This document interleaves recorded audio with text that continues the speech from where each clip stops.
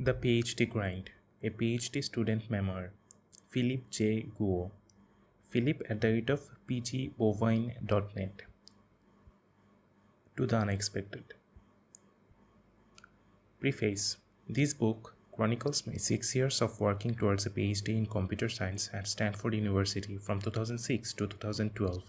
A diverse variety of people can benefit from reading it, including undergraduates who might be interested in pursuing a Ph.D., current Ph.D. students who are seeking guidance or inspiration, professors who want to better understand Ph.D. students, employers who hire and manage people with Ph.D. degrees, professionals working in any creative or competitive field where self-driven initiative is crucial, and educated adults or precocious kids who are curious about how academic research is produced. The Ph.D. grind differs from existing Ph.D.-related writings due to its unique format, timeliness, and tone. Format. The Ph.D. grind is a memoir for a general educated audience, not a how-to guide for current Ph.D. students. Although Ph.D. students can glean lessons from my experiences, my goal is not to explicitly provide advice. There are plenty of how-to guides and advice columns for Ph.D. students, and I am not interested in contributing to the fray. These articles are filled with generalities such as be persistent and make some progress every day. But an advantage of the memoir format is that I can be concrete and detailed when telling my own story. Timeliness. I wrote the Ph.D. grind immediately after finishing my Ph.D., which is the ideal time for such a memoir. In contrast, current Ph.D. students cannot reflect on the entirety of their experiences like I can, and senior researchers who attempt to reflect back on their Ph.D. years might suffer from selective hindsight. Tone. Although it's impossible to be unbiased, I try to maintain a balanced tone throughout the Ph.D. grind. In contrast, many people who write PhD-related articles, books, or comics are either successful professors or research scientists who pontificate stately advice. Adopting the tone of grad school is tough, but it's a delectable intellectual journey that you should enjoy and make the most of, because I sure did. Or bitter PhD graduates/dropouts who have been traumatized by their experiences, adopting a melodramatic, disillusioned, self-loathing tone of, my world was a living hell, what did I do with my life? Stately advice can motivate some students, and bitter whining might help distressed students to commiserate. But the general audience will probably not be receptive to either extreme. Finally, before I begin my story, I want to emphasize that there is a great deal of diversity in PhD student experiences, depending on one's school, department, field of study, and funding situation. I feel very fortunate that I have been granted so much freedom and autonomy throughout my PhD years. I know students who have experienced far more restrictions. My story is only a single data point, so what I present might not generalize. However, I'll try my best to avoid being overly specific. Happy reading. Philip Guo, June 2012. Prologue. Since I majored in electrical engineering and computer science in college, the majority of my classmates started working in engineering jobs immediately after graduating with either a bachelor's or master's degree. I chose to pursue a PhD instead due to a combination of suboptimal parental influences and my own negative experiences with engineering internships throughout college. My parents never pressured me to pursue a PhD, but I could tell that the job they respected the most was that of a tenured university professor, and a PhD was required for that job. Why was being a professor regarded as their golden ideal? It wasn't due to some lofty reverence for the purity of scholarly pursuits. Although my parents respected intellectuals, they were highly pragmatic immigrants who were more captivated by the lifetime job security offered by a tenured professorship. Many of my parents' friends were Chinese immigrants who worked in corporate engineering jobs. Due to their weak English language skills and lack of American cultural literacy, they mostly had negative experiences throughout their engineering careers, especially as they grew older. At holiday parties, I would constantly hear jaded sounding stories of people suffering under oppressive managers, encountering age discrimination and glass ceiling effects, and facing massive rounds of layoffs followed by prolonged unemployment. Although my father was not an engineer, he worked in the high tech sector and had similar tales of struggling with management and bureaucracy, culminating in his final corporate layoff at the relatively young age of 45. My mother was the only exception to this dismal trend. She loved her job as a tenured professor of sociology at UCLA. Unlike most of her Chinese immigrant friends, she enjoyed lifetime job security, never needed to report to a boss, could pursue her own intellectual interests with nearly full freedom, and was famous within her academic field. Seeing the stark contrast between my mother's successful career trajectory and the professional downward spirals of my father and many of their friends made a lasting impression on me throughout my high school and college years.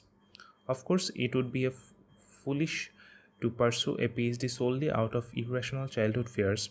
To get a preview of corporate working life, I did internships at engineering companies every summer during college. Since I happened to work in offices where I was the only intern, I was given the full responsibilities of a junior engineer, which was a rare privilege. Although I learned a lot of technical skills, I found the day to day work to be mind numbingly dull. My coworkers were also unenthusiastic about their jobs, and there were few appealing prospects for career advancement. Of course, I am not claiming that all engineering jobs are mind numbingly dumb. It just happened that the companies I worked for were not first rate. Many of my college friends who interned at first rate companies such as Microsoft and Google loved their experiences and signed on to work at those companies full time after graduation. Since I felt bored by my engineering internships and somewhat enjoyed my time as an undergraduate teaching and research assistant back in college, I set my sights on university level teaching and academic research as future career goals. By the middle of my third year of college at MIT, I had made up my mind to pursue a PhD degree since it was required for those kind of jobs. I planned to stay at MIT for a 5-year combined bachelor's and master's program since that would give me more research experience before applying to PhD programs and hopefully increase my chances of admissions into top ranked departments. I found a master's thesis advisor and, like any ambitious kid, began proposing my own half baked quasi research project ideas to him. My advisor patiently humored me but ultimately persuaded me to work on more mainstream kinds of research that fit both his academic interests and, more importantly, the conditions of his grant funding. Since my master's program tuition was partially paid for by a research grant that my advisor had won from the US government, I was obliged to work on projects within the scope of that grant. Thus, I followed his suggestions and spent 2.5 years creating new kinds of prototype tools to analyze the runtime behavior of computer programs written in the C and C++ languages. Although I wasn't passionately in love with my master's thesis project, it turned out that aligning with my advisor's research interests was a wise decision. Under his strong guidance, I was able to publish 2 papers, one where I was listed as the first or lead author and the other a letter author, and write a master's thesis that won the annual department based thesis award. These accomplishments, along with my advisor's help in crafting my application essays, won me admissions into several top ranked computer science PhD programs.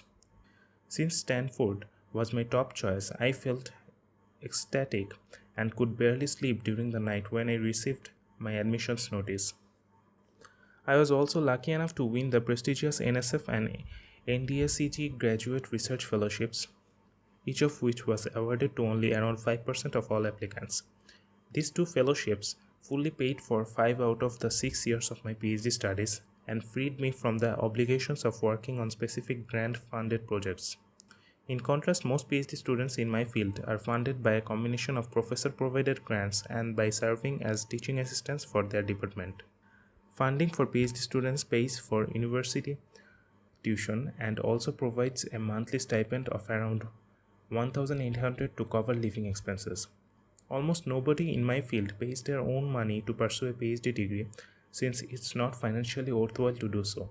Since I had a decent amount of research and paper writing experience, I felt well prepared to handle the rigors of PhD level research when I came to Stanford in September 2006. However, at the time, I had absolutely no idea that my first year of PhD would be the most demoralizing and emotionally distressing period of my life thus far. Year 1 Downfall. In the summer of 2006, several months prior to starting my Ph.D. at Stanford, I thought about ideas for research topics that I felt motivated to pursue. In general, I wanted to create innovative tools to help people become more productive when doing computer programming, i.e., improving programmer productivity.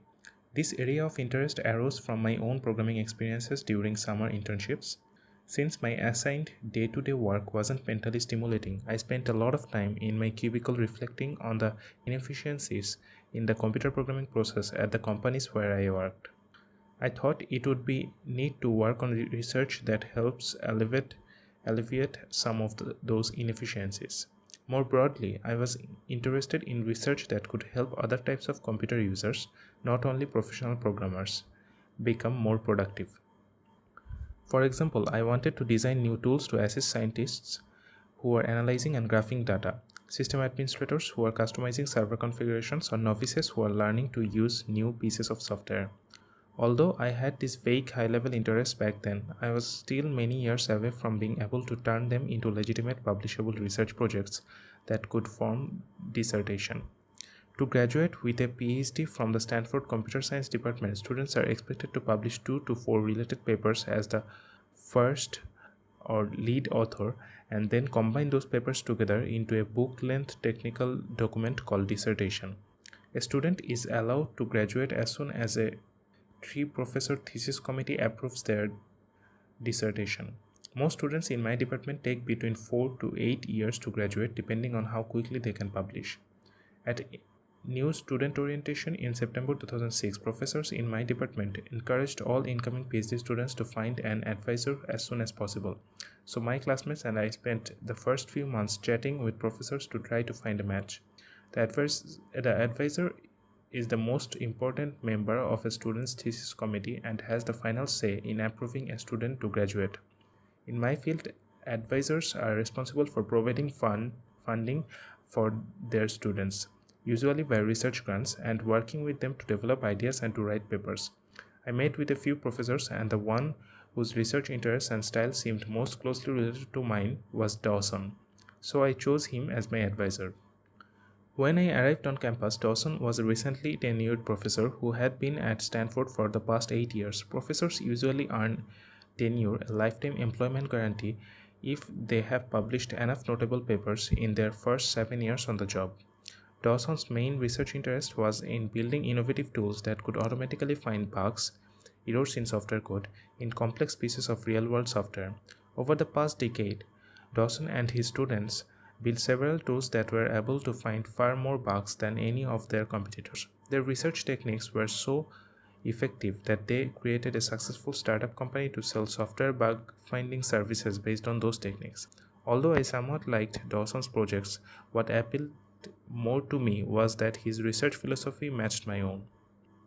He was an ardent pragmatist who cared more about achieving compelling results than demonstrating theoretical interestingness for the sake of appearing scholarly.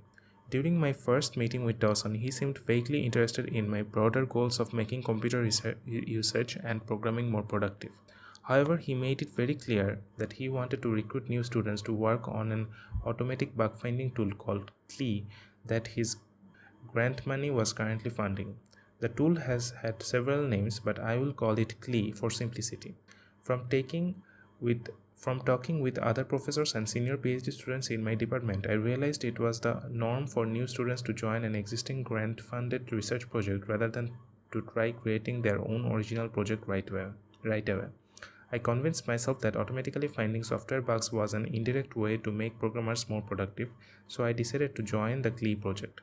When I started working on CLE in December 2006, Dawson was supervising 5 other students who were already working on it.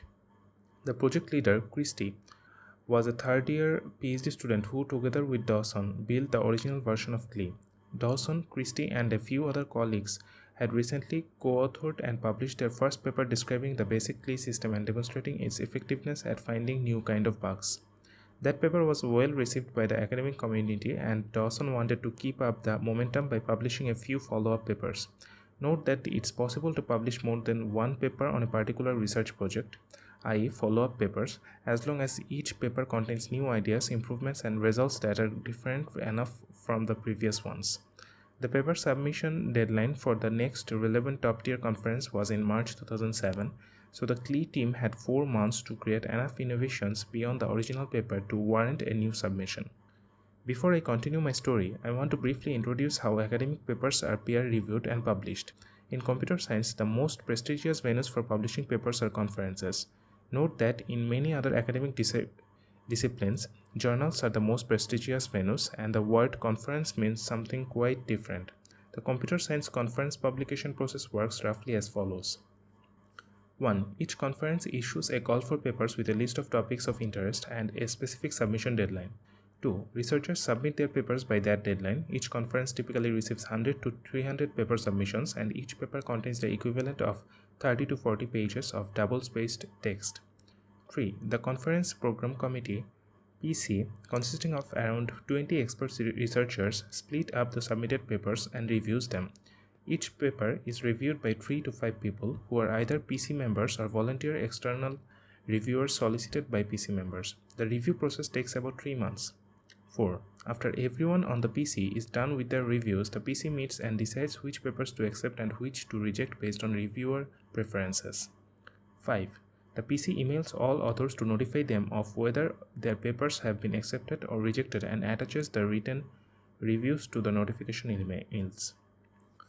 6. Authors of accepted papers attend the conference to give a 30-minute talk on their paper. All accepted papers are then archived online in a digital library.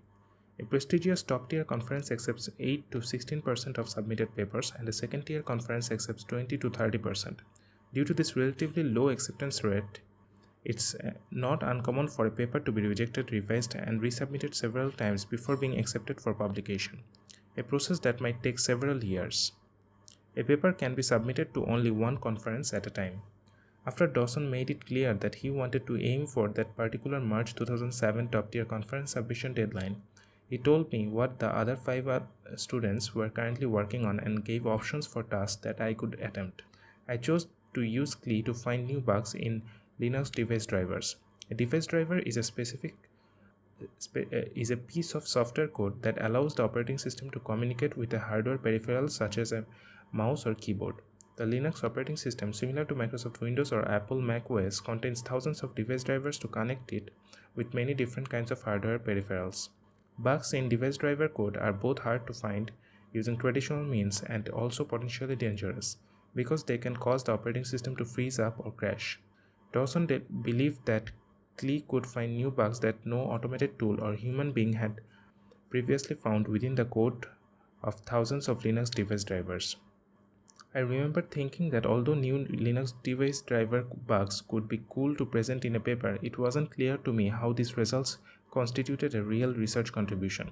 From my understanding, I was going to use CLE to find new bugs, an application of existing research, rather than improving CLE in an innovative way. Furthermore, I couldn't see how my project would fit together with the other 5 students' projects into one coherent paper submission in March.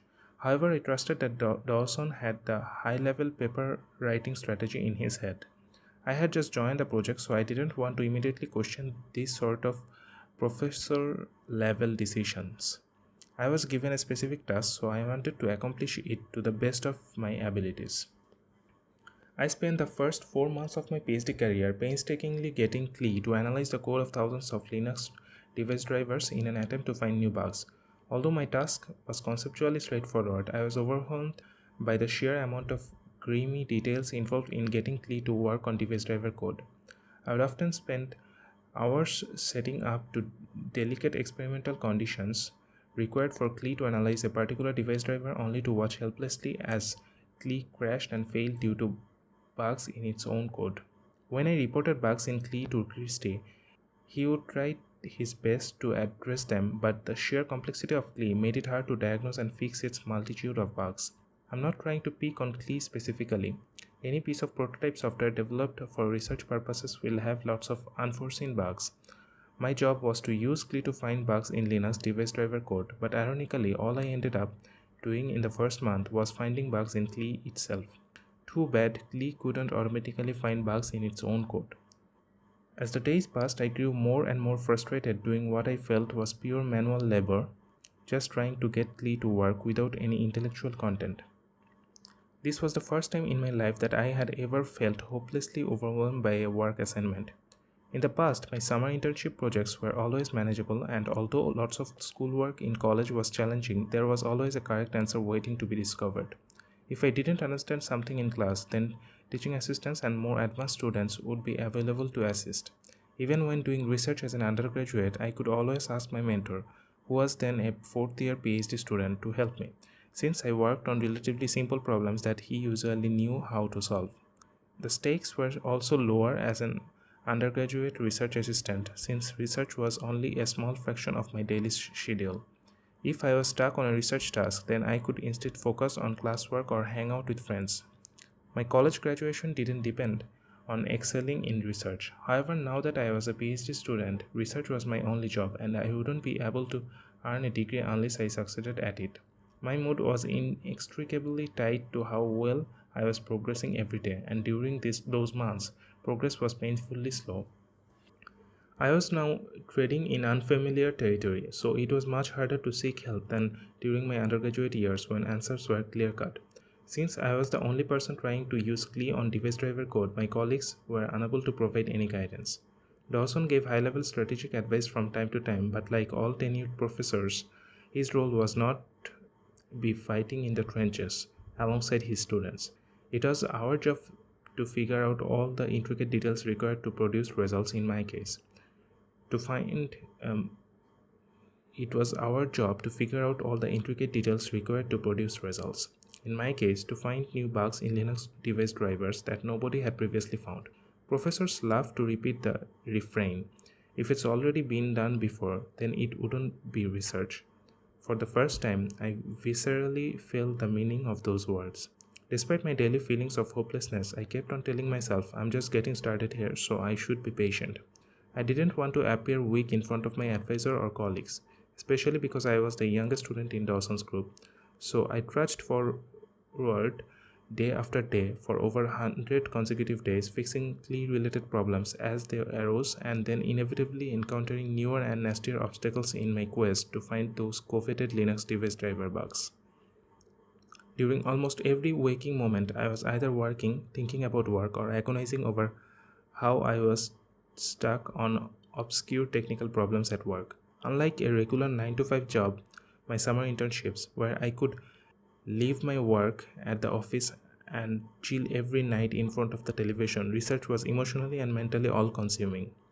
I found it almost impossible to shut off my brain and relax in the evenings, which I later discovered was a common ailment afflicting PhD students. Sometimes I even had trouble sleeping due to stressing about how my assigned task was unbelievably daunting. There was no way to even fathom taking a break because there was so much work to do before the paper submission deadline in March. In the midst of all of this manual labor, I tried to come up with some semi-automated ways to make my daily grind less painful. I discussed a few preliminary ideas with Dawson, but we ultimately concluded that there was no way to avoid such time-consuming grinding if we wanted to find bugs in Linux driver codes. I had to tough it out for a few more months until we submitted the paper. My rational brain understood that experimental research in science and engineering fields often involves tremendous amount of unglamorous, grungy labor to produce results. PhD students, especially first and second years, are the ones who must bear the brunt of the most tedious labor. It's what we are paid to do. In a typical research group, the professor and senior PhD students create the high-level project plans and then assign the junior students to grind on making all of the detailed work in practice. First and second year students are rarely able to affect the overall direction of the group's project. Even though I fully accepted my lowest rank on the pecking order, my emotional brain still took a huge beating during those first few months because the work was so damn hard and unrewarding. After 2 months of grinding, I began to win some small victories. I got Klee working well enough to find my first few bugs in the smallest device drivers. To confirm whether those bugs were real as opposed to false positives due to limitations of Klee, I sent emails describing each potential bug to the Linux programmers who created those drivers. Several driver creators confirmed that I had indeed found real bugs in their code. I was very excited when I received those email confirmations, since they were my first small nuggets of external validation. Even though I wasn't doing groundbreaking new research, I still felt some satisfaction knowing that my efforts led to the discovery of new bugs that were difficult to find without a tool such as Klee. My morale improved a bit after those first few bug confirmations on the smallest device drivers, so I set my sights on trying to get Klee to work on larger, more complex drivers. However, the new technical problems that arose in subsequent weeks became unbearable and almost drove me to the point of burnout. Here is a summary of the difficulties. Klee can effectively find bugs only in softwares that contains less than approximately 3000 lines of code written in the C language. The smallest Linux device drivers contain about 100 lines of code, so they are well within Klee's capabilities. Larger device drivers have about 1000 lines of code but are intricately connected to 10,000 to 20,000 lines of code in other parts of the Linux operating system. The resulting combination is far beyond Klee's capabilities to analyze, since it's impossible for Klee to surgically extract the code of each device driver and analyze its 1000 lines in isolation. I made various attempts to reduce the number of these external connections, called dependencies, but doing so required several days of intricate customized manual effort for each driver. I met with Dawson to express my exasperation at the daunting tasks that I was now facing. It seemed absurd to have to spend several days to get Klee working with each new device driver. Not only was it physically wearing me out, but it wasn't even research. What would I write about in our paper? That I had spent nearly 1000 hours of manual labor getting Klee to work on device drivers without obtaining any real insights? That wasn't a research contribution. It just sounded foolish. I also began to panic because there were only 5 weeks left until the paper submission deadline, and Dawson had not yet mentioned anything about our group's paper writing strategy. It usually takes at least 4 weeks to write up a respectable paper submission, especially when there are 6 students involved in the project who need to coordinate their efforts. Several days after our meeting, Dawson came up with a plan for improving Klee to overcome the dependency problems I was facing. The new technique that he invented, called under constraint execution, abbreviated UC, might allow Klee to surgically extract the Linux device driver code from the 10,000 to 20,000 lines of surrounding external code and thus analyze the drivers in isolation. He immediately set out to work with a senior student to incorporate the UC technique into Klee. They called the improved version Klee UC. Even though I was exhausted and almost burned out, I was glad that my struggles at least motivated Dawson to invent a brand new idea with the potential to become a worthy research contribution. Dawson and the other student spent the next few weeks working on Klee UC. In the meantime, they told me to keep trying to find Linux device driver bugs the old-fashioned manual way. They planned to show the effectiveness of Klee UC by refinding the bugs that I had found manually using regular Klee. The argument they wanted to make in the paper submission was that instead of having a PhD student, me, tediously spend a few days setting up Klee to find each bug, Klee UC could automatically find all those bugs in a matter of minutes without any setup effort. After grinding furiously for a few more weeks, I was ultimately able to get the original Klee to analyze 937 Linux device drivers and discover 55 new bugs, 32 of which were confirmed by each respective driver's creator via mail. I then had to set up the fledgling Klee UC tool to analyze those same 937 drivers, which was even more tricky because Dawson and the other student were in the process of implementing/programming Klee UC while I was trying to analyze drivers with it. Thankfully, Klee UC was indeed able to re-find most of those bugs, so at least we had some research contribution and results to write up for our paper submission. There was one huge problem though. By the time we got those favorable results, there were only 3 days left until the paper submission deadline, and nobody had even begun writing the paper yet. In that tiny amount of time, it's physically impossible to write, edit, and polish a paper submission that stands any chance of being accepted to a top-tier computer science conference. But we still tried. In the final 72 hours before the deadline, Dawson and 5 of us students, one had dropped out of the project by now, camped out at the office for 2 consecutive all-nighters to finish up the experiments and to write the paper. All of us students knew in the back of our minds that there was absolutely no way that this paper would get accepted. But we followed Dawson's lead and obediently marched forward. We ended up submitting an embarrassing jumble of text filled with typos, nonsensical sentence fragments, graphics without any explanations, and no concluding paragraphs. It was a horrid mess. At that moment, I had no idea how I would ever complete a PhD if it meant working in this terrible and disorganized manner. As expected, 3 months later, our paper reviews came back overwhelmingly negative, filled with scathing remarks such as, "The program committee feels that this paper is blatantly too sloppy to merit acceptance. Please do not submit papers that are nowhere near ready for review." Right after this ordeal, I applied and accepted a summer internship at Google. Since I desperately longed for a change of environment, the internship wasn't at all relevant to my research interests. But I didn't care. I just wanted to get away from Stanford for a few months. It was now April 2007 and there were still 10 weeks left until my internship started in June. I had no idea what I could work on, but I wanted to get as far as away as possible from my previous 4 months of dealing with CLI and Linux drivers. I didn't care if we ended up never revising and resubmitting our failed paper. We didn't. I just wanted to escape from those memories.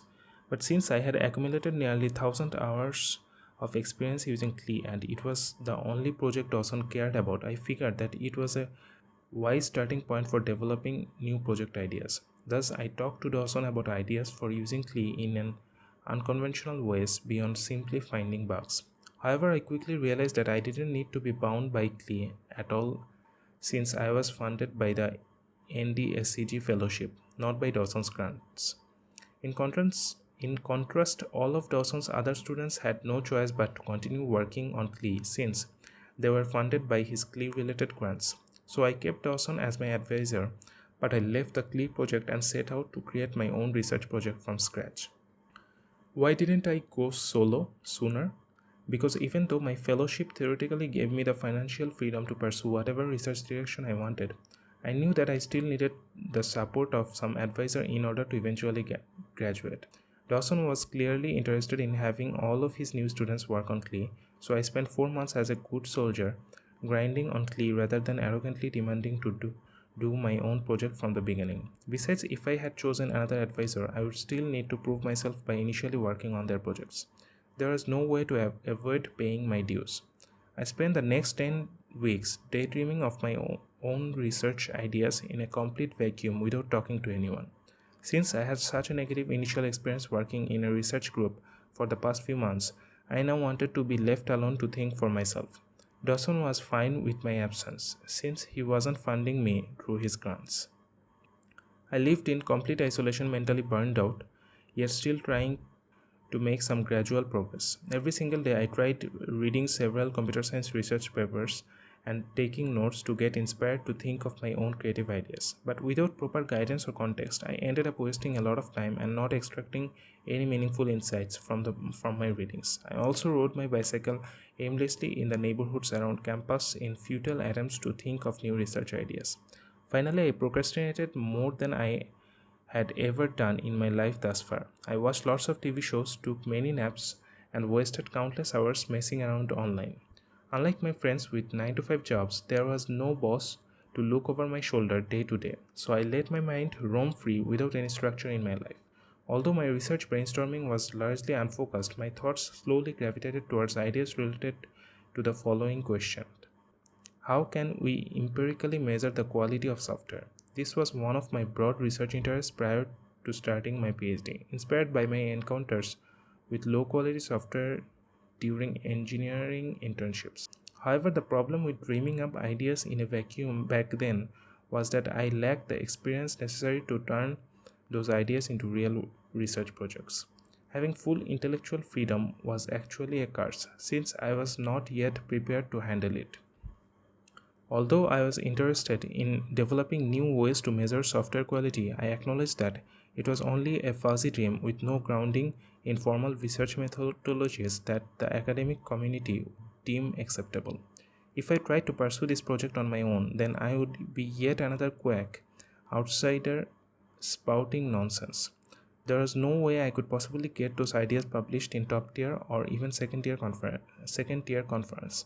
And if I couldn't get my work published, then I wouldn't be able to graduate. I no longer had lofty dreams of becoming a tenured professor. I just wanted to figure out some way to eventually graduate. I hardly talked to anybody during those 10 solitary weeks, and not even friends or family. There was no point in complaining since nobody could understand what I was going through at that time. My friends who were not in PhD programs thought that I was merely in school and taking classes like regular student.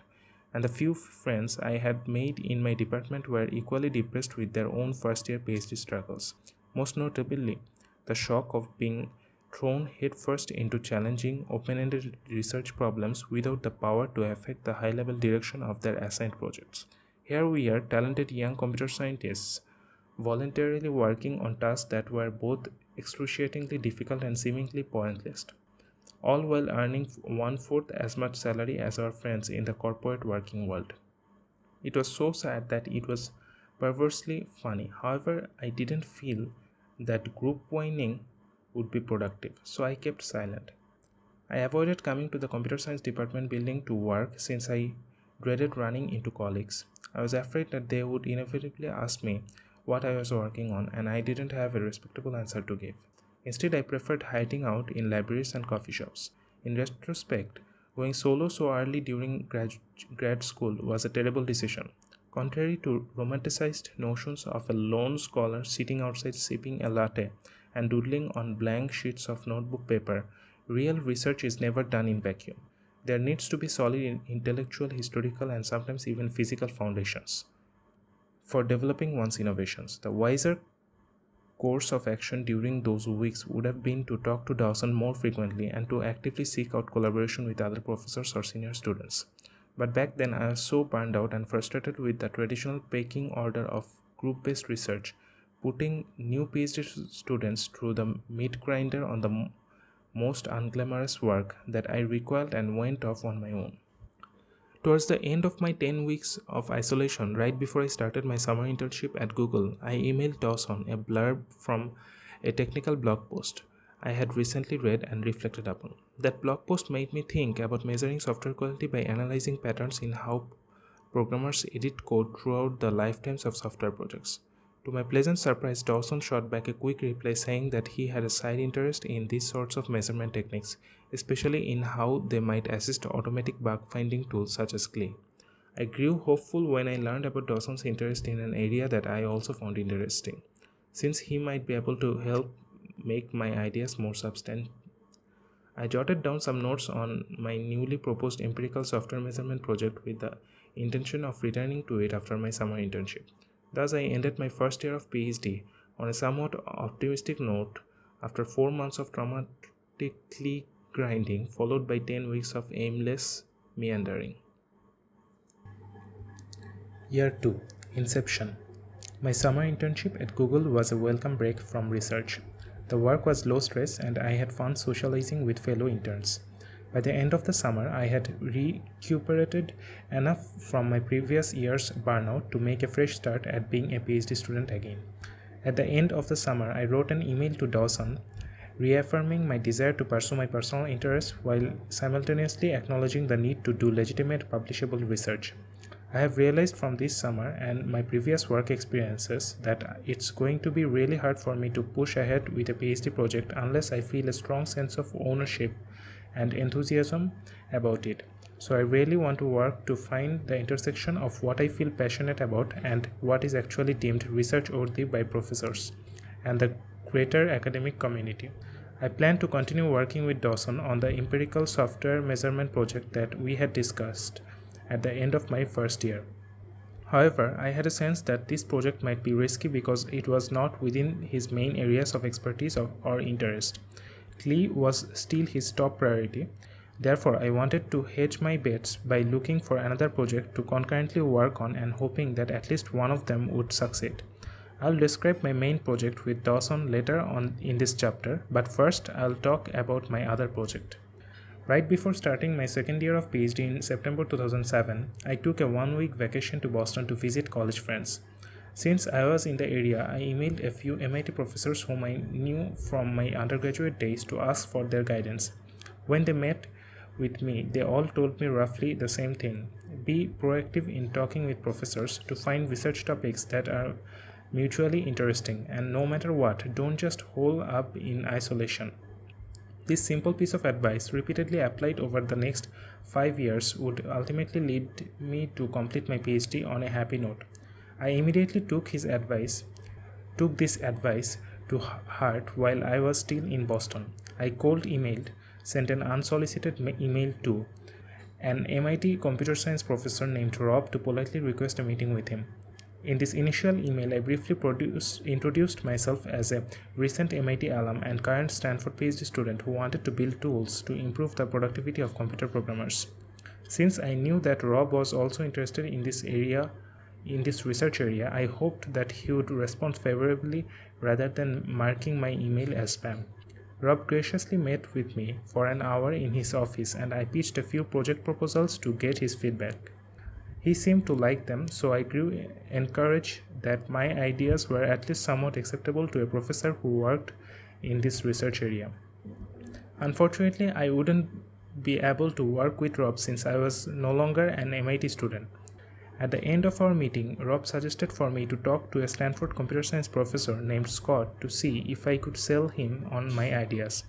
When I returned to Stanford, I cold emailed Scott to set up an appointment to chat. I came into the meeting prepared with notes about 3 specific ideas and pitched them in the following format. What's the problem? What's my proposed solution? What compelling experiments can I run to demonstrate the effectiveness of my solution? My friend, Greg, one of Rob's PhD students, taught me the importance of the third point, thinking in terms of experiments, when proposing research project ideas. Professors are motivated by having their names appear on published papers, and computer science conference papers usually need strong experiments to get accepted for publication. Thus, it's crucial to think about experiment design at project inception time. Although none of my specific ideas won Scott over, he still wanted to work with me to develop a project related to my general interests.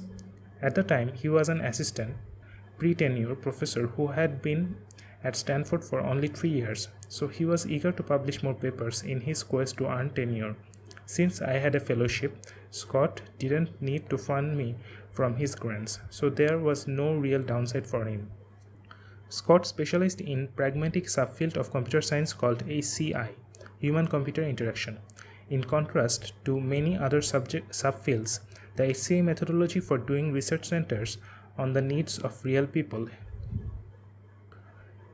In contrast to many other subfields, the HCI technology for doing research centers on the needs of real people.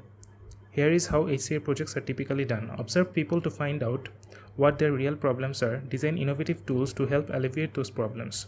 Experimentally evaluate the tools to see if they actually help people. Since I wanted to create tools to help improve the productivity of programmers, Scott first suggested for me to observe some programmers at work in their natural habitat to discover what real problems they were facing. In particular, Scott was intrigued by how modern-day programmers write code using an assortment of programming languages and rely heavily on web search and copying and pasting of code snippets. The previous few decades of research in programmer productivity tools have assumed that programmers work exclusively with a single language in homogeneous environment, which is a grossly outdated assumption. By observing what problems modern-day programmers face, I might be able to design new tools to suit their needs. Now that Scott had provided a high-level goal, I set out to find some professional programmers whom I could observe at work. First, I tried to drum up some leads at Google, since I had just interned there and my former manager agreed to forward my email solicitation to his colleagues.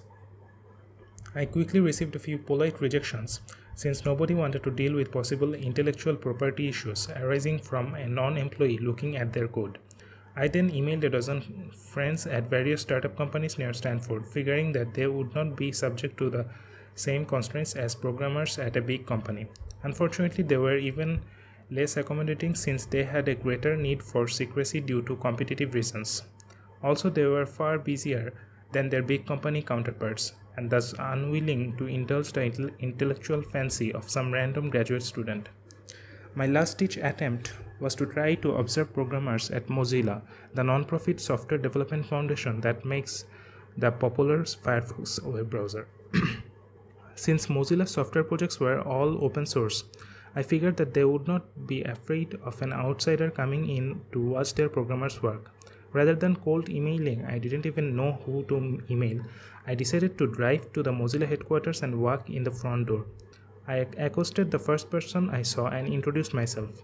He generously gave me the names and email addresses of two Mozilla Foundation leaders who might be interested in such a research collaboration.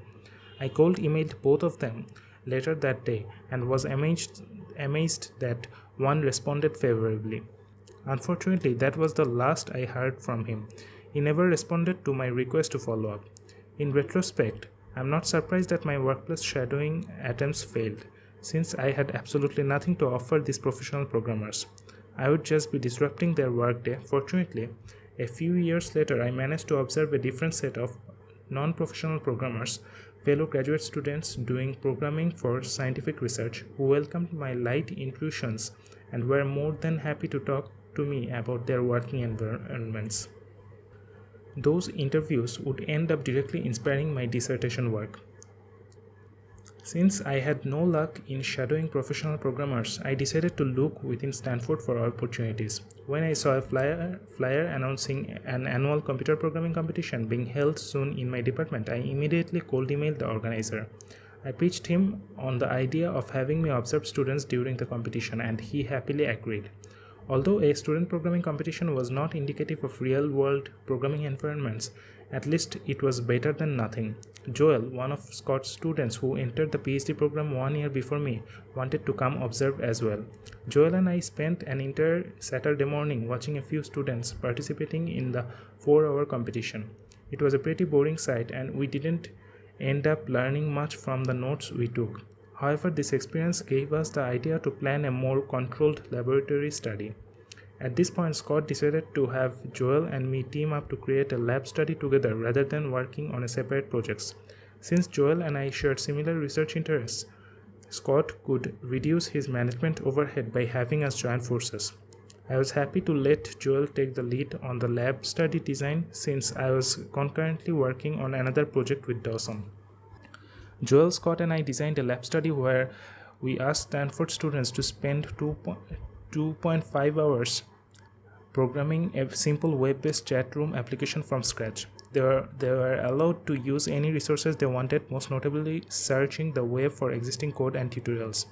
We recruited 20 students as participants, most of them coming from the Introduction to HCI course that Scott was teaching at that time.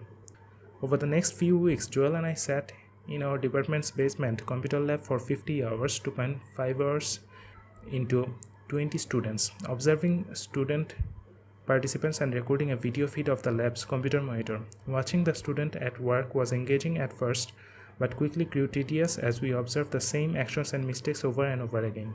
We then spent almost as much time watching replays of the recorded videos and marking occurrences of critical events. Finally, we analyzed our notes and the marked events to garner insights about what kinds of problems the students face when working on a simple yet realistic real-world programming task. We wrote up our lab study findings and submitted our paper to a top-tier HCA conference. 3 months later, we found out that our paper was accepted with great reviews and even nominated for a Best Paper award. Joel was listed as the first author on this paper, and I was the second author. Almost all computer science papers are co-authored by multiple collaborators, and the order in which authors are listed actually matters. The author whose name appears first is the project leader, Joel, who does more work than all subsequently listed authors and thus deserves most of the credit. All other authors are project assistants, usually younger students, me, or distant colleagues who contributed enough to warrant their names being on the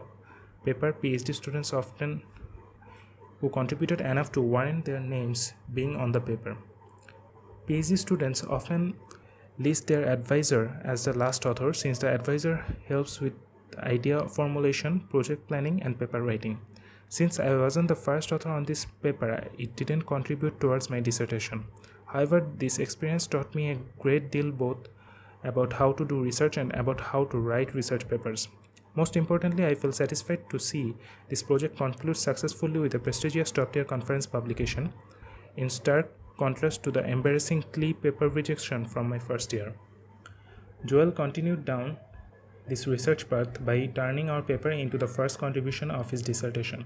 Over the next few years, he built several tools to help programmers overcome some of the problems we identified in the initial study and published papers describing those tools. In the meantime, Scott didn't actively recruit me to become his student, so I never thought seriously about switching advisors. It seemed like my interests were too similar to Joel's, and Joel was already carving out a solid niche for himself in his subfield. Thus, I focused my efforts on my main project with Dawson. Since he was still my advisor, progress was not as smooth on that front, though. Recall that at the end of my first year, I started exploring research ideas in a subfield called empirical software measurement, specifically trying to measure software quality by analyzing the development history of software projects. It turned out that Dawson was also interested in this topic, so we continued working together on it throughout my second year. His main interest was in building new automated bug finding tools, for example CLE, but he had a side interest in software quality in general. He was motivated by research questions such as, if a large software project has, say, 10 million lines of code, which portions of that code are crucial to the project and which are not as important? What factors affect whether a section of code is more likely to contain bugs? For example, does code that has been recently modified by novices contain more bugs? What about code that has been modified by many people over a short span of time? If an automated bug finding tool finds, say, 1,000 possible bugs, which ones are likely to be important? Programmers have neither the time nor energy to try all 1,000 bug reports, so they must prioritize accordingly. I investigated these kinds of questions by analyzing datasets related to the Linux kernel software project. I chose to study Linux since it was the largest and most influential open source software project at the time, with tens of thousands of volunteer programmers contributing tens of millions of lines of code over the span of 2 decades. The full revision control history of Linux was available online, so that became my primary source of data. A project's revision control history contains a record of all modifications made to all code files throughout that project's lifetime, including when each modification was made and, more importantly, by whom. To correlate project activity with bugs, I obtained a dataset from Dawson's software bug finding company containing 2,000 bugs that one of its bug finding tools had found in Linux. Of course, those were not the only bugs in Linux, but it was the only accessible data source with the information I needed to investigate our research questions. My daily workflow consisted of writing computer programs to extract, clean up, reformat, and analyze the data from the Linux revision control history and those 2000 bug reports.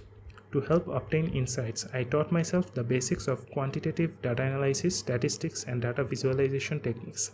As I worked, I kept a meticulous log of my experimental progress in a research lab notebook, noting which trials did and did not work. Every week or so, I would meet with Dawson to present my findings. Our meetings usually consisted of me showing him printouts of graphs or data tables that my analysis had generated, followed by him making high-level suggestions such as, "Wow, this part of the graph looks weird. Why is that? Split the data up in this way and dig deeper." Years later, I learned that this working style was fairly common amongst computational researchers in a variety of academic fields. For my dissertation, I created tools to eliminate common inefficiencies in this pervasive type of workflow. However, back at that time, I have no such long-term visions. I just wanted to make interesting discoveries and get them published. Dawson and I had a lot of trouble getting our results published. Throughout the year, we made 2 paper submissions that were both rejected. It would take another full year before this work finally got published as a shorter length second-tier conference paper, which held almost no prestige and didn't count as a contribution to my dissertation. But by then I didn't care because I had already moved on to the other projects. The underlying cause of our publication troubles was that we were not insiders in the empirical software measurement subfield, sometimes also called empirical software engineering, to which our project belonged. At the time Dawson and I started working in this subfield, teams of researchers from dozens of universities and corporate research labs were already doing similar work. Dawson and I were severely outgunned by the competition, which consisted of professors and research scientists specializing in empirical software measurement who were advising armies of PhD students to do the heavy number crunching. These people were hungry to publish a ton of papers, since lots of them were young professors who wanted to earn tenure. They were also experts in the statistical methodologies, framing of related work, and marketing pitches required to get these sorts of papers accepted. Most importantly, they frequently served on program committees and as an external reviewer for the relevant conferences, so they knew exactly what it took to write publishable papers in this subfield. Recall that each paper submission gets peer reviewed by 3 to 5 volunteer experts, usually professors or research scientists, who critique its merit. If reviewers deem a paper worthy of publication, then it gets published. Otherwise, authors must revise and resubmit at a later date. The purpose of peer review is to ensure that all published papers are up to a certain level of acceptable quality, as determined by the scholarly community. This vetting process is absolutely necessary, since there needs to be some arbiters of goodness to filter out crackpot claims. However, the peer review process is inherently imperfect, since despite their best efforts at being impartial, reviewers are human beings with their own subjective tastes and biases. Since conferences usually accept less than 20% of paper submissions, if reviewers get a bad first impression when reading a paper, then they are likely to reject it. Dawson and I were not specialists in the empirical software measurement subfield, so we weren't able to pitch our paper submissions in a way that appealed to reviewers' expectations. Thus, we repeatedly got demoralized by negative reviews such as, "In the end, I find I just don't have much confidence in the results the authors present. There are 2 sources of doubt. I don't trust their interpretation of the measures, and they don't use very effective statistical techniques." In the cutthroat world of academic publishing, simply being passionate about a topic is nowhere near sufficient for success. One must be well versed in the preferences of senior colleagues in a particular subfield who are serving as paper reviewers. In short, our datasets were not as good, our techniques were not as refined, and our results and presentation style were less impressive than what the veterans in this subfield expected. In contrast, my paper submission with Scott and Joel was far more successful because Scott was an insider who had previously published and reviewed many papers in the HA conference where we submitted our paper. Of course, being an insider didn't mean that our paper was scrutinized any less rigorously, since that would be unfair. However, Scott could leverage his experience to present our project's motivations and findings in a way that was the most palatable to those sorts of reviewers, thereby raising our paper's chances of acceptance. By the end of my second year of Ph.D., June 2008, I was growing frustrated by my lack of compelling results and overwhelmed by the flurry of papers being published in the empirical software measurement subfield. I still hadn't been able to publish my own findings and realized that I couldn't effectively compete with the veterans. Since neither Dawson nor I knew what those paper reviewers wanted to see, I sensed that trying to publish in this subfield would be a continual uphill struggle. And since publishing was a prerequisite for graduation, I had to find another project as soon as possible, or else I wouldn't be able to earn a PhD. As I prepared to begin my 3rd year at Stanford, I was desperate to cling onto anything that had a reasonable chance of producing publishable results. And that's when I returned back to the project that haunted me from my first year, CLE. Year 3. Relapse. As I began my 3rd year of PhD in the middle of 2008, I rejoined the CLE project, again as the most junior student. At that time, the only 2 remaining people on the CLE team were its original co-creators Dawson and Christy, his most senior PhD student. All other CLE team members had already left the project. I had mixed feelings about returning. On one hand, my traumatic first-year experience with CLE made me dread both the project and also the team dynamics. On the other hand, Christy and Dawson were both very passionate about CLE and wanted to publish additional follow-up papers. Since they were veteran insiders in the software bug finding subfield, I felt like I had a strong chance of publishing papers together with them. The alternative would have been to continue the empirical software measurement project from my second year. Although I was much more interested in that project, I knew that it would be a continual struggle to publish a subfield where Dawson and I were both outsiders. And since my goal was to publish and earn a PhD, I tucked away my ego and took the plunge into Klee again. I wrote Dawson an email announcing my main plan is to team up with you and Christy on Klee to do something solid and hopefully make some paper submission in a few months. I think that leveraging Klee and aligning with both of your interests and incentives will be the best way for me to both make a contribution and also feel satisfied about making concrete progress every day. Christy and Dawson wanted me to experiment with a new way of running Klee called cross-checking, which allowed it to find inconsistencies between two different versions of similar software. For the next 4 months, July to October 2008, my day-to-day grind was similar to my first-year Klee assignment with Linux device drivers, except that I now paced myself a lot better to remain healthy and avoid burnout.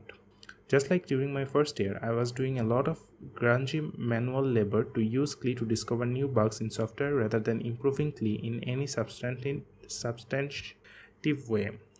My daily workflow consisted of setting up dozens of Klee configuration options, launching Klee to run for approximately 10 hours to cross-check a set of test software programs, coming back the next morning to collect, analyze, visualize, and interpret the results, making the appropriate adjustments to Klee's options, and then firing off another 10-hour round of experiments. Like other sophisticated software tools, Klee had dozens of adjustable configuration options, and since it was a research prototype hacked together by students, the behaviors of most of those options were not clearly documented. As a result, I wasted a lot of time due to misunderstanding the subtle interactions between options as I was adjusting them. I filled my research lab notebook with curses such as, "Oh shit, I think my mistake was in not realizing that there are certain options you are supposed to pass into Klee. For example, emit all errors, and others that you are supposed to pass into the target program to be used to set up the model environment. For example, sim args. And if these are confused, then strange things happen because Klee is executing the target program with different argc and argv than you expect." Throughout those months, Christy and Dawson sometimes talked about submitting a Klee cross-checking paper, so I was motivated by that seemingly concrete goal.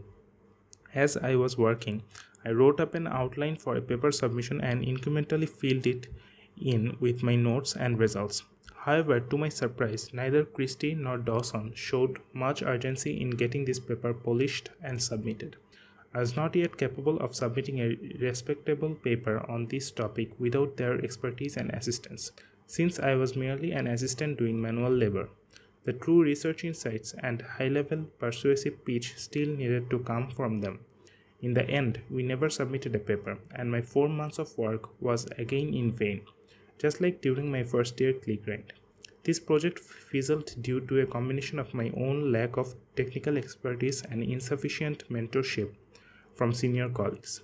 Although Christy was patient in advising me on cross-checking ideas and debugging Klee idiosyncrasies, his heart wasn't fully into our project. Since he was in the process of finishing up his PhD, his main priority at the time was applying for jobs as an assistant professor.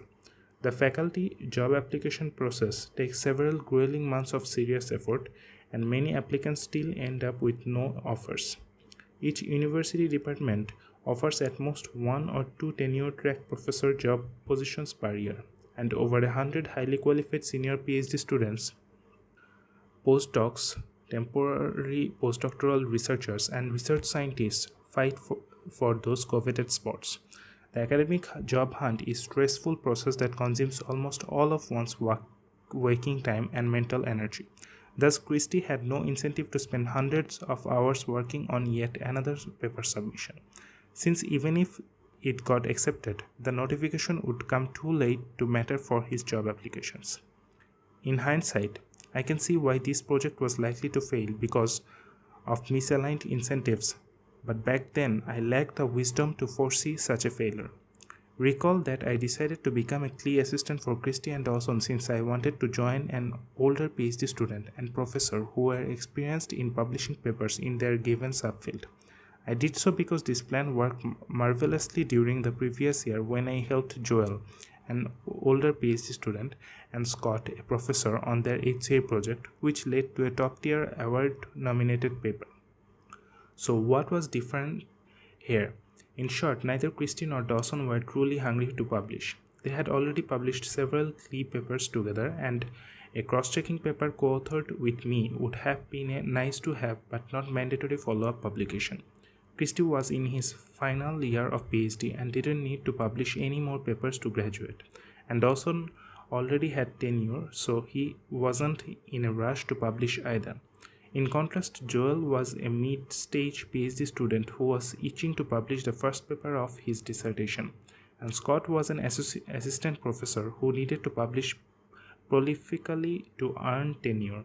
These two opposing experiences taught me the importance of deeply understanding the motivations and incentives of one's potential collaborators before working with them.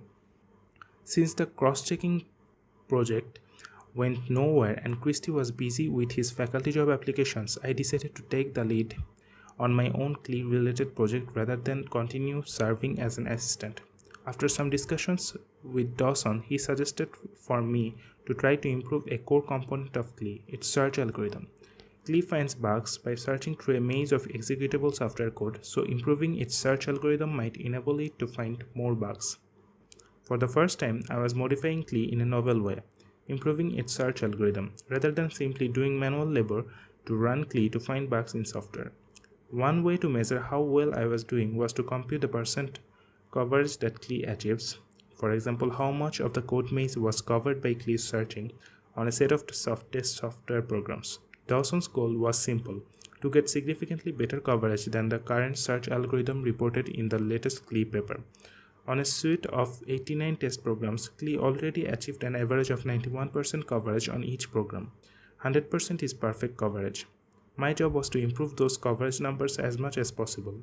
Every day I would modify CLE's search algorithm, run CLE on the 89 test programs, which would take approximately 10 hours, come back the next morning to see the coverage numbers, and then make another round of modifications to CLE's code and rerun it on the test programs. It was now the middle of my third year, and many of my fellow students and I fell into a state of limbo where it became difficult to motivate ourselves to consistently come into the office every single day.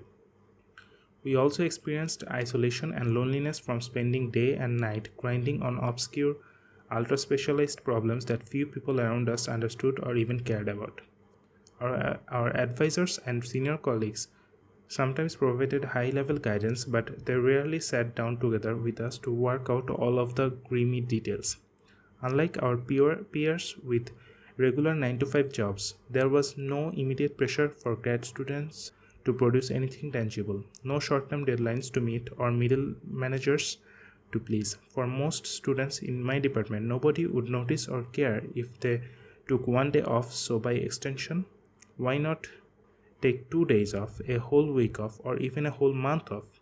Therefore, it's unsurprising that many PhD students who drop out do so around their third year.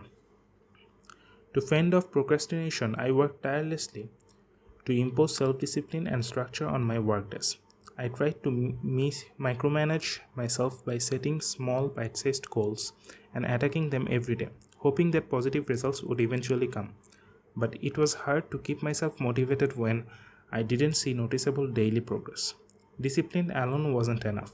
I failed to achieve any favorable results after 3 months of tuning CLE's search algorithms. Since CLE already achieved 91% average coverage on our test programs, it was excruciatingly difficult for me to improve those numbers by a few percent up to an average of, say, 94%. Even worse, these kinds of minor improvements simply don't look impressive in a paper submission. The one-line story of our paper would be something like, we improved CLE's search algorithm in some ways to get its average coverage up to 94% from 91. This is hardly an exciting or even interesting result in the eyes of reviewers. It's a typical example of boring incremental improvements to an existing project. Unsurprisingly, Dawson wasn't interested in attempting to submit such a lame paper. If I had improved Klee's search algorithm in a fascinating and effective way, then Dawson might have been more excited and worked harder to try to submit a paper. But in January 2009, after 3 months of futile grinding, I couldn't see how my day-to-day incremental efforts would ever result in a breakthrough that made Dawson's expectation. I hate being labeled as a quitter, but I felt like this Klee search algorithm project was a dead end. So I quit. Looking back now, I take perverse solace in one tragic fact. After I stopped working on Klee's search algorithm, two of Dawson's other PhD students worked on this exact same problem, and neither has published a single paper in the past 3 years. I don't think I could have done any better than those two students, so if I had stayed the course on this particular project, then I might have also been stuck in a 3-year-long limbo. Despite repeated failures with Klee, I still wanted to keep working on it because that was the only project Dawson cared about. I was starting to hate Klee, but I had already sunk thousands of hours into wrestling with its code, so I wanted something concrete to show for my efforts. It was now the middle of my third year, and I was desperate to publish a first author paper that could form the basis for my dissertation. I felt a bit behind since a few of my classmates had already published their first dissertation of the paper. I naively hoped that Klee would be the path of least resistance to earning my PhD, since it was perfectly aligned with my advisor's interests. At the time, a first-year PhD student named Peter joined Dawson's lab group and was looking for a project. I talked to Dawson about teaming up with Peter, figuring that the two of us working together might get better results than each working alone. Dawson liked the idea, so he suggested for Peter and me to re-implement under constraint execution in Klee, abbreviated Klee UC. Recall that Dawson and another student implemented the first version of Klee UC during my first year. They created a rough first draft, submitted a shoddy paper, hastily written in 3 days, a debacle I remember all too well, and then the project halted when that student dropped out of the PhD program shortly thereafter. So now, 2 years later, it was up to Peter and me to re-implement Dawson's initial Klee UC vision and hopefully get it working well enough to publish a paper. I came into this new assignment with as much optimism as I could muster, trying my best to forget my past with Klee. I convinced myself that if I had any chance of publishing a Klee-related paper, it would be with this current Klee UC project. I wholeheartedly believed that Dawson's Klee UC idea was innovative and interesting from a research perspective. So if Peter and I could do a good enough job of implementing it and finding important software bugs, then we would have a strong paper submission. Moreover, I could reuse most of the experimental infrastructure I had set up for the Linux device drivers work from my first year, since we wanted to show how Klee UC improves upon regular Klee in terms of finding bugs in those drivers. Finally, I fantasized about a successful Klee UC paper being the ultimate redemption for all of those thousands of hours of manual labor I had spent on Klee. After all, it was my struggles with using Klee on Linux device drivers during my first year that directly inspired Dawson to come up with the Klee UC idea. Thus, it would be a fitting conclusion if I were to first author the paper that brought this idea to fruition. Professors in my field usually let their students be the first author, even if the student's project was based on their ideas. I even hoped that this project would form the beginning of my dissertation and pave the way for my eventual graduation. Over the next 2 months, February and March 2009, Peter and I busted our butts to build Klee UC. We had a lot of fun programming together in the office every day.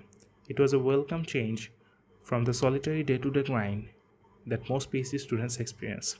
However, after a while, Dawson seemed visibly disappointed with the relatively slow pace of our progress. Peter and I thought we were doing fine, but Dawson didn't seem happy with our work, so he no longer felt like aiming for an upcoming paper submission deadline. At the time, I couldn't understand why Dawson was so impatient with us, but I can now sympathize with his feelings of frustration. He had such a crystal clear vision of CLEUC in his mind, and he wanted some talented and hardworking PhD students to carry out his vision. If Dawson were still a PhD student, then he would have surely been able to get CLEUC done in a matter of weeks and then single-handedly write up and publish a top-tier paper. His publishing track record when he was a student was beyond prolific, which is how he got a top-tier faculty job at Stanford. However, since he was now busy with professor duties such as teaching, committee work, paper reviewing, and other errands, he could not devote the thousands of hours of focused labor necessary to turn this idea into publishable paper. Like all professors in labor-intensive research fields, Dawson needed students to execute on his visions. I think that Dawson expected Peter and me to have gotten publishable results much faster, so to him, we either seemed incompetent or not serious enough about our jobs. As a professor at this top-tier university, it's a sad reality that all of Dawson's students are probably less competent than he was as a student. The explanation is simple. Only about 1 out of every 75 PhD students from top-tier university has what it takes to become a professor at a school like Stanford, or maybe 1 out of every 200 PhD students from a regular student university. Unsurprisingly, neither Peter nor I was of that caliber. If Dawson had worked with a younger clone of himself, then progress would have been a lot faster. Even though we put in a solid effort during those 2 months, Peter and I felt like we had really let Dawson down on a project he cared deeply about. Peter was so discouraged that he switched advisors and then later dropped out of the PhD program altogether. With my teammate gone, I grew more disillusioned and decided to quit CLE for the final time. 2 years after Peter and I left the CLE project, Dawson finally found a new PhD student who could properly implement his CLEUC vision to fruition. In 2011, Dawson and his new student published a great paper incorporating both CLEUC and cross-checking ideas. In the end, it took 3 attempts by 4 PhD students over the course of 5 years before Dawson's initial CLEUC idea turned into a published paper. Of those 4 students, only 1 survived. I quit the CLE project and 2 others quit the PhD program altogether. From an individual student's perspective, the odds of success were low. From a professor's perspective, though CLEUC was a rousing success, since Dawson had tenure, his job was never in danger. In fact, one of the purposes of tenure is to allow professors to take risks by attempting bolder project ideas. However, the dark side of his privilege is that professors will often assign students to grind on risky projects with low success rates, and the students often can't refuse since they are funded by their advisors' grants. Thankfully, since I was funded by fellowships, it was much easier for me to quit CLE. I don't mean to single out Dawson or CLE in particular. This mismatch of incentives between tenured professors and PhD students is a common problem in most labor-intensive science and engineering research projects.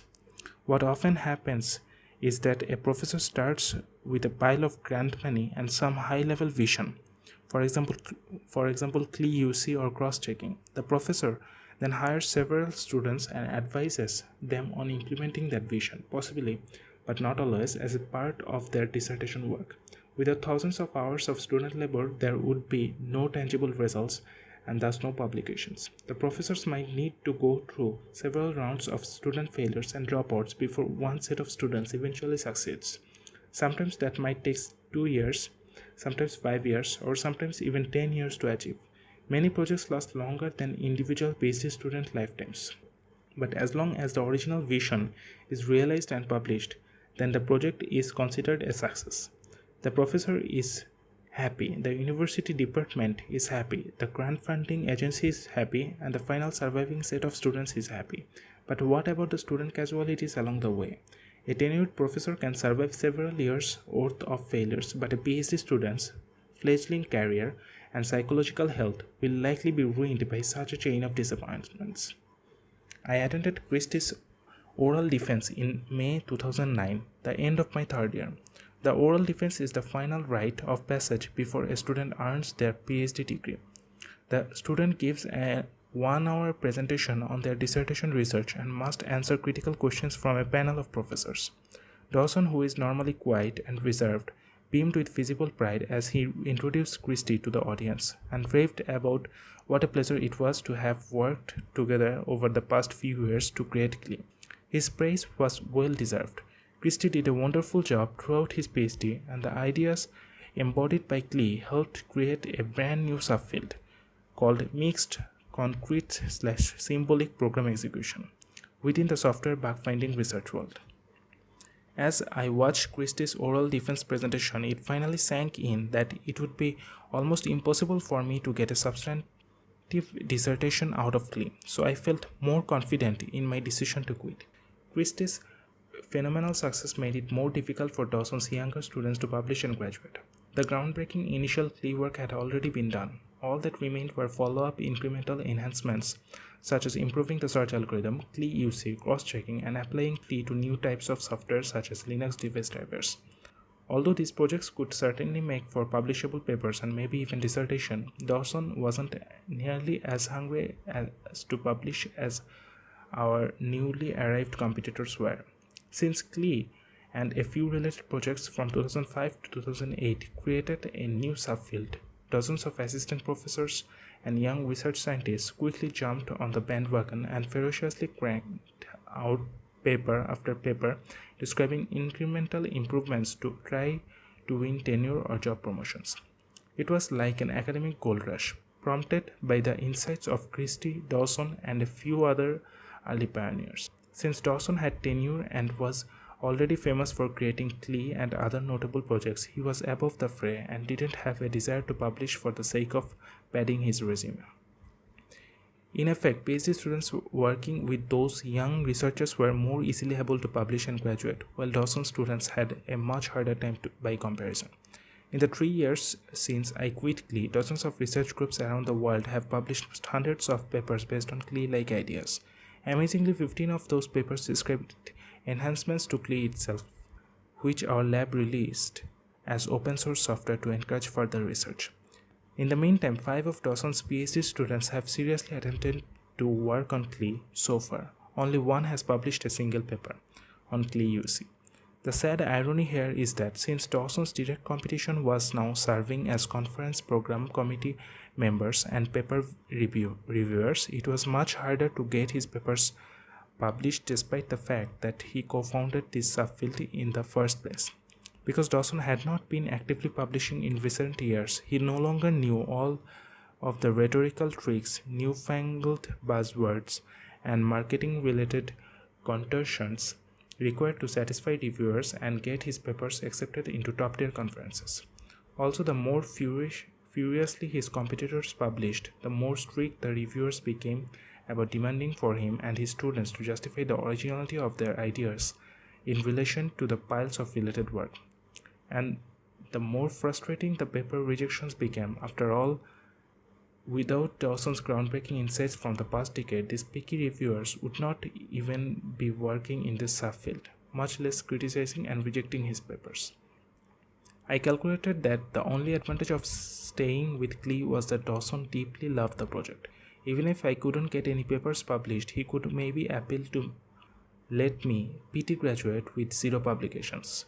But even my painful past with Glee, I couldn't stomach the possibility of grinding on it for an unknown number of additional years just for the hope of a pathetic PT graduation. By now I had finished 3 years of my PhD, still without any idea of how I was going to eventually put together a dissertation. I had no concrete plan looking forward, but I knew that I wanted to get away from Glee once and for all. Intermission. Immediately after my 3rd year of PhD, I spent the summer of 2009 in Seattle, Washington as an intern at the headquarters of Microsoft Research. It was one of the most fun and productive summers of my life. My internship project led to the publication of 3 top-tier conference papers and, more importantly, helped establish the motivation for my dissertation work.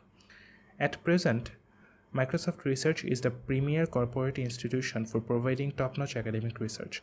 Research labs in most companies are usually focused on R&D efforts to directly improve their own future products. However, the primary mission of Microsoft Research, abbreviated MSR, is to perform fundamental science and engineering research with the intent of publishing top-tier academic papers in computer science and a few related fields. The best way to think of MSR is as a giant research university without any students. The full-time researchers are like professors, except that they can focus nearly all of their time on research since they don't have teaching or advising duties. But perhaps their favorite job benefit is that they don't need to apply for grant funding, which is a tedious recurring activity that saps professors' time. Since Microsoft is an immensely profitable company, it allocates hundreds of millions of dollars each year to funding academic paper-producing research. Microsoft is betting that some of the intellectual property created by its researchers might inspire future products, and it also wants the best minds in computer science on staff for consultation. That's why the company gives its researchers access to all of the resources required to do their best work. Getting a full-time researcher position at MSR is as difficult as getting a job as a professor at a prestigious university. Although MSR researchers don't technically have tenure, job security is fairly good, especially if they continually publish. Since lots of computer science research is labor-intensive, researchers often hire PhD students as summer interns to help implement their ideas. It's a great deal for both parties. Researchers get students to assist with manual labor, and students get the chance to publish top-tier papers with famous researchers outside of their university and possibly get letters of recommendations for future jobs. In the past decade, a significant fraction of papers at top-tier computer science conferences were written by MSR researchers and their interns. When I arrived at the MSR headquarters in the beginning of the summer, the campus was abuzz with the energy of hundreds of PhD students meeting their managers and preparing to get to work. Since we were there for only 3 months, our managers planned well-defined projects that would likely result in a paper submission. Most of us were able to submit at least one paper from our summer work, and a fraction of those papers ended up getting published. Of course, research is inherently risky, so some interns were assigned projects that never panned out into publications. Nonetheless, almost everyone had a wonderful time.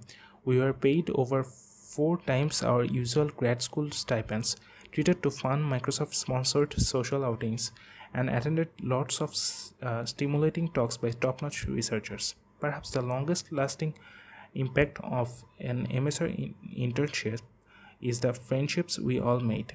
During that summer, I had the privilege of getting to know some of the brightest and most inspiring young computer science researchers of my generation.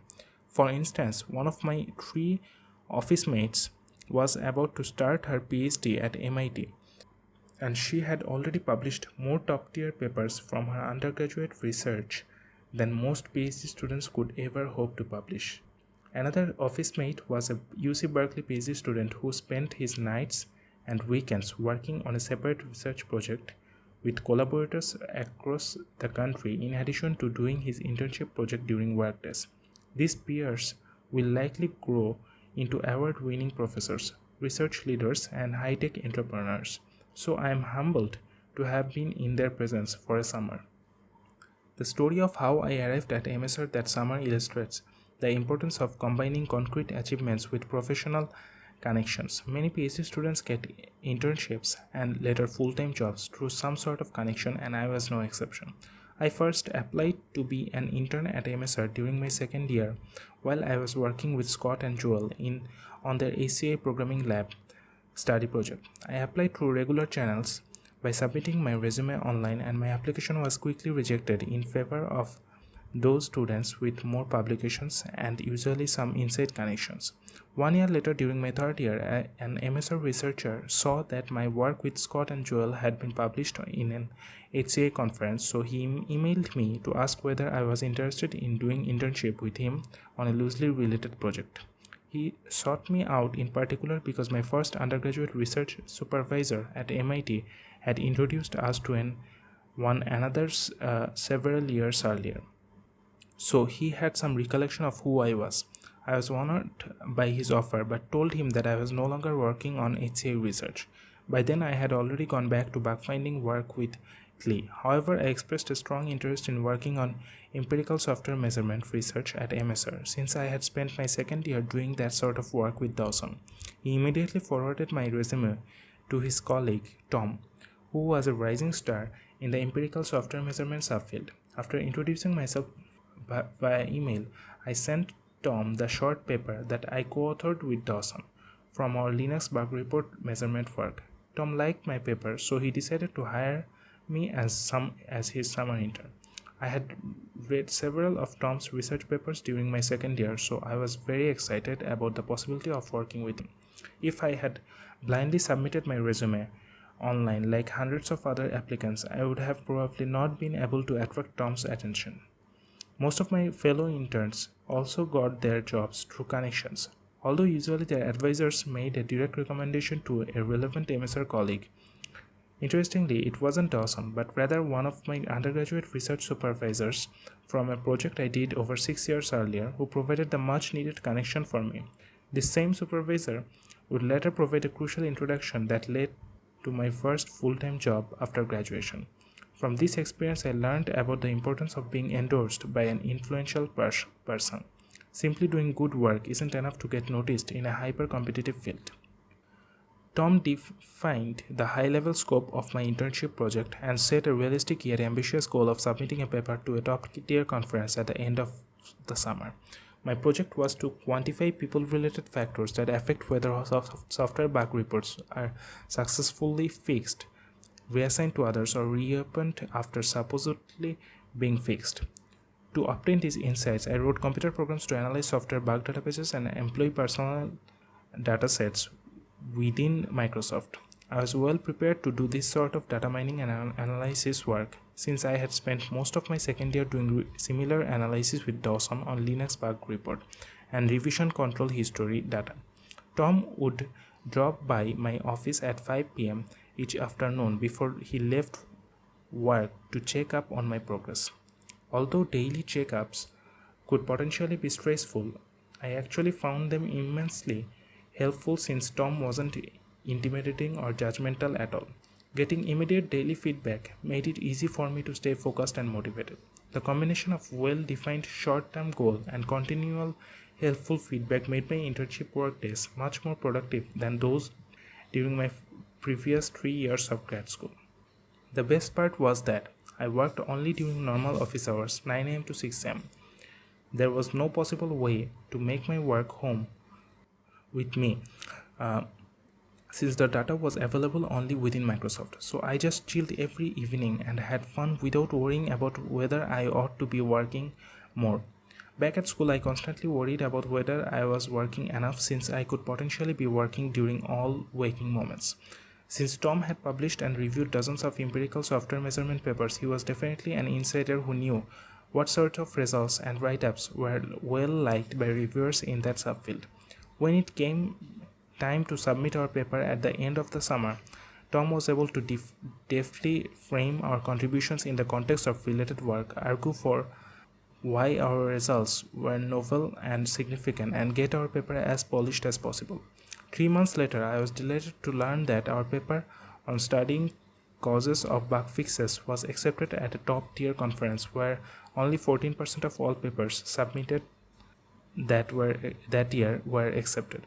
But Tom wasn't done yet. Since he was a newly hired researcher at MSR, he was eager to establish his reputation by publishing more follow-up papers. Over the next few years, we used the results from my summer 2009 internship to write 2 additional top-tier conference papers, one about bug report reassignments and another about bug report reopenings, which won a Best Paper award.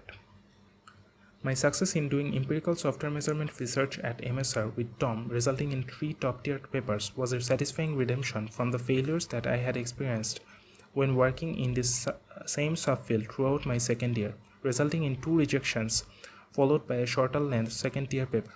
Since I had not grown much smarter between those 2 contrasting experiences, I give most of the credit for my internship project's success to 2 sources, Microsoft and Tom. First, as an intern at MSR, I had access to a rich array of internal datasets about Microsoft's software bugs and personal files. There was no way I could have gotten access to those confidential datasets as an outsider. The richness of Microsoft datasets enables MSR researchers such as Tom to more easily obtain groundbreaking publishable results than their competitors who don't have access to such data. In contrast, when I was working with Dawson, the Linux datasets I obtained were much smaller and of lower quality, since open source software projects usually don't maintain records as meticulously as one of the world's largest software companies. Second, Tom deserves lots of credits. Since he was a veteran insider in the empirical software measurement subfield, he knew how to advise me as a technical mentor and also how to craft the nuances of our paper submissions to maximize their chances of acceptance. In contrast, Dawson was an outsider who merely had a passing interest in these topics, so he had neither the motivation nor the abilities to advise projects in this subfield, even though he was world famous in another subfield, software bug finding. During my second year, I lamented about how hard it was for Dawson and me to publish our work, since we had to compete with hordes of professionals who specialized in empirical software measurement. Now it felt amazing to finally experience what it was like to be on the winning team working alongside one of those professionals.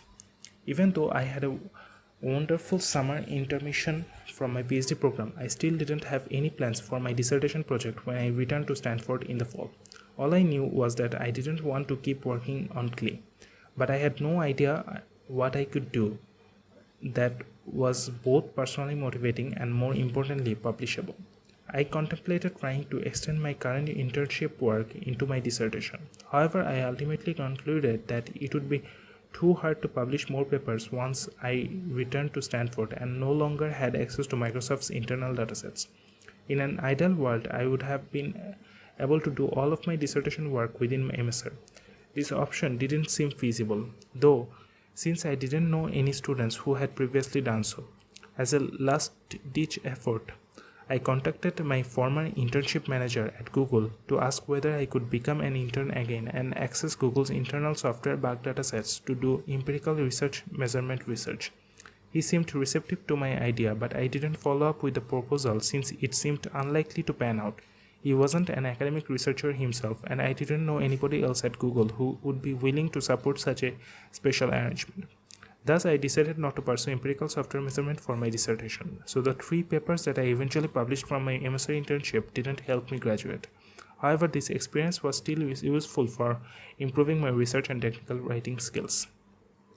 Desperate to generate another plausible dissertation idea, I spent my nights and weekends throughout the summer reading research papers and brainstorming at coffee shops. At one point, I even thought about creating a dissertation project based on Klee-like ideas but without using the Klee tool itself. This scheme would allow me to free myself from Klee while still capturing some of Dawson's interests.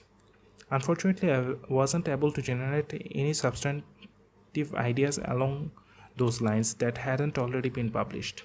And then, only on July 24, 2009, halfway through my internship, inspiration suddenly struck. In the midst of writing computer programs in my MSR office to process and analyze data, I came up with the initial spark of an idea that would eventually turn into the first project of my dissertation. I frantically scribbled down pages upon pages of notes and then called my friend Robert to make sure my thoughts weren't totally ludicrous. At the time, I had no sense of whether this idea was going to be taken seriously by the wider academic community, but at least I now had a clear direction to pursue when I returned to Stanford to begin my 4th year. Year 4. Reboot.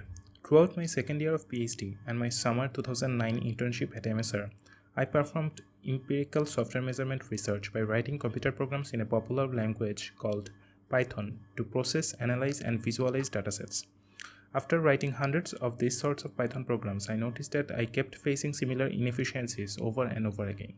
In particular, I had to tediously keep track of a multitude of data files on my computer and which programs they depended upon. I also needed to make my programs unnecessarily complex so that they could execute quickly after each round of incremental changes to my analysis.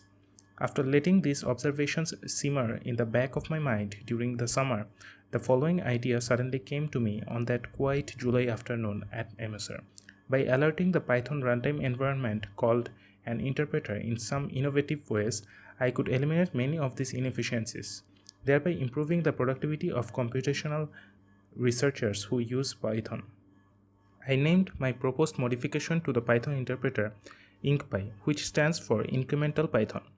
Like any pragmatic researcher, the first thing I did after coming up with my IncPy idea, after coming down from the initial excitement, was to frantically search the web for research papers describing related work.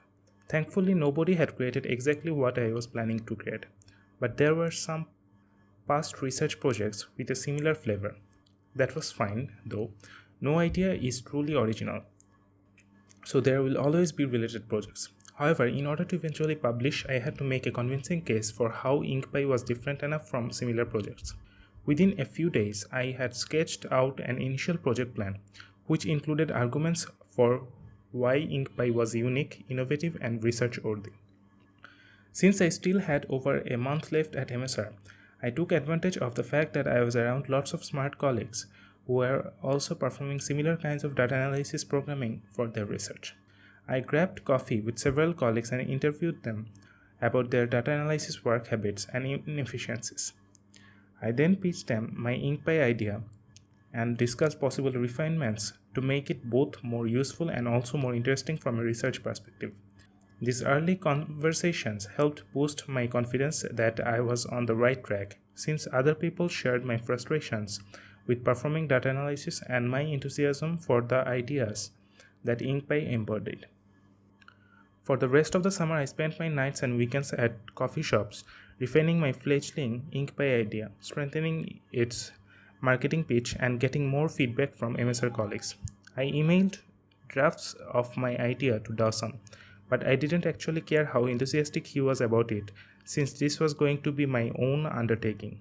I wasn't asking for his permission. I was just informing him about what I planned to do once I returned to Stanford in the fall. I rebooted my PhD career as I began my fourth year at Stanford, severing my ties to the previous 3 years and starting anew. No more working on already established research projects, no more trying to scheme up ways to align with the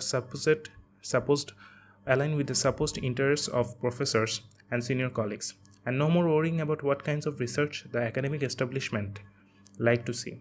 I was now hell-bent on implementing my new IncPy idea, turning it into a publishable paper, and making it the first part of my dissertation.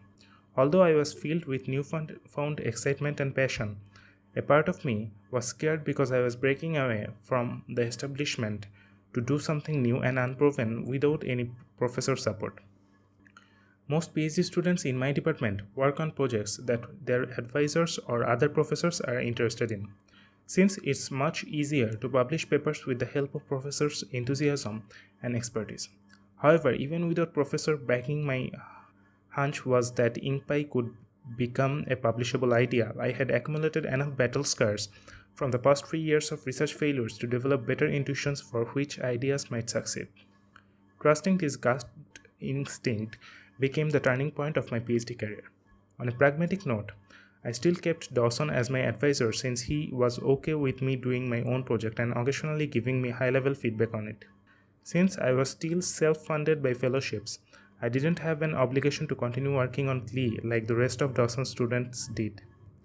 My relationship with Dawson was much more hands-off throughout the rest of my PhD years. We probably met less than a dozen times to talk about research. I was mostly working on my own or seeking out collaborations with others.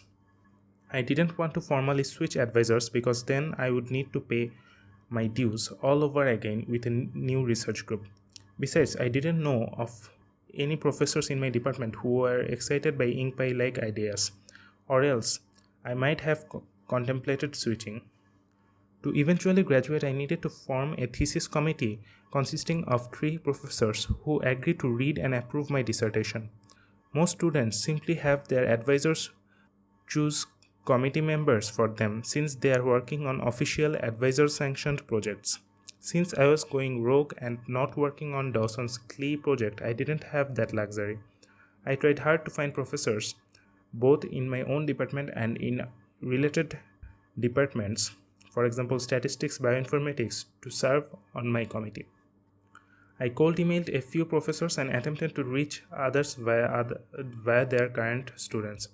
I even made a PowerPoint slide deck to pitch my dissertation proposal to potential committee members, but unfortunately, no professor was interested in meeting with me.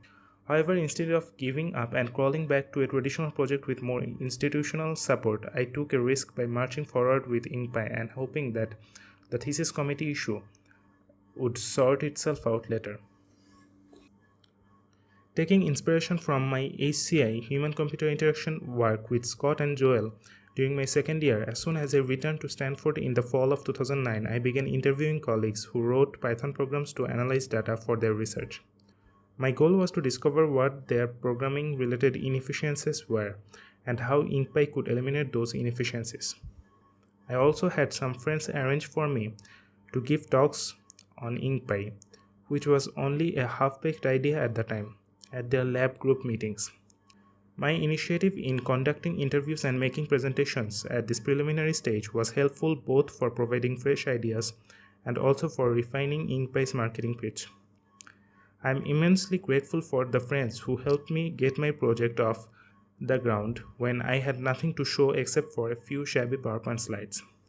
I grew more and more encouraged as I found out that researchers in a variety of computation-based fields such as machine learning, pharmacology, bioengineering, bioinformatics, neuroscience, and ocean engineering all performed similar sorts of data analysis for their research and could benefit from a tool such as InkPy. After a few weeks of interviews and subsequent refinements to my design plans, I felt confident that I had a good enough pitch to sell the project convincingly in a future paper submission. The argument I wanted to make was that lots of computational researchers in diverse fields struggle with several common inefficiencies in their daily programming workflow, and InkPy provides a new kind of fully automated solution to such inefficiencies that nobody else has previously implemented. This initial pitch would later evolve into the theme of my entire dissertation. With an overall strategy in place, I was ready to begin the thousands of hours of hard labor grinding required to turn InkPy from an idea into a real working prototype tool. I had spent the end of my summer playing the professor role of sketching out high-level designs, giving talks, and refining conceptual ideas. Now I was ready to play the student role of massively grinding throughout the next year to implement InkPy. By now, it should be clear that having a good idea is necessary, but nowhere near sufficient for producing publishable research. Junior researchers, usually PhD students, must spend anywhere from hundreds to thousands of hours sweating the details to bring that idea to fruition. In computer science research, the main form of labor is performing computer programming to build, test, and evaluate new software-based prototype tools and techniques. The nearly 10,000 hours I had spent during many types of programming over the past decade in classroom, hobby, research lab, and engineering internship settings prepared me to endure the intensely intricate programming required to implement research ideas such as InkPy. Implementing InkPy involved some of the creamiest programming grind that I had ever done. If I didn't have all those hours of trial and fire training over the past decade, then I would have never even attempted such a labor-intensive project.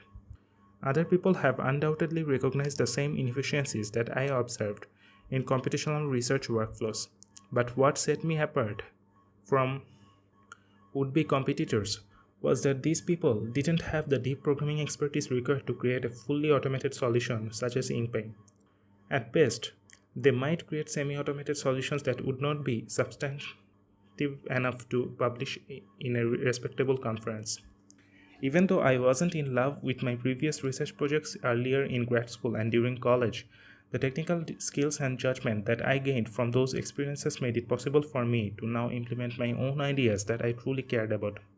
Over the next 3 years, 2009 to 2011, I grinded non-stop on creating 5 new prototype tools to help computational researchers. InkPy was the first published one or more first author papers describing each tool, and then combined all of that work together into a PhD dissertation that I was extremely proud of. Those 3 years, my latter half of the grad school, were the most creative and productive of my life thus far, in stark contrast to my meandering first half of grad school. I became fiercely self-driven by an enormous amount of productive rage. I turned steely determined and ultra-focused. Every time I reflected back on the inefficiencies, failures, and frustrations that I had endured during my first 3 years of grad school, I would grow more enraged and push myself to grind even harder. I was motivated by an obsessive urge to make up for supposedly lost time. Of course, these early years weren't actually lost. Without those struggles, I wouldn't have gained the inspiration or abilities to create the 5 projects that I comprised my dissertation. However, as I was about to begin my 4th year of PhD in September 2009, I had no sense of what awaited me in the future and definitely no grand plans for a 5 project, 230-page dissertation. I didn't even know whether any professors would take my unproven ideas seriously enough to agree to serve on my thesis committee.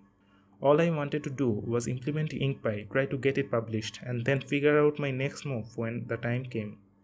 I was about to start implementing InkPy when an unexpected bit of fortune struck. At the time, I had no idea that this one minor event would lead to a cascade of other good luck that would pave the way for my graduation. One day at lunch, my friend Robert told me he was planning to submit a paper about his new research project to a workshop whose deadline was in 2.5 months.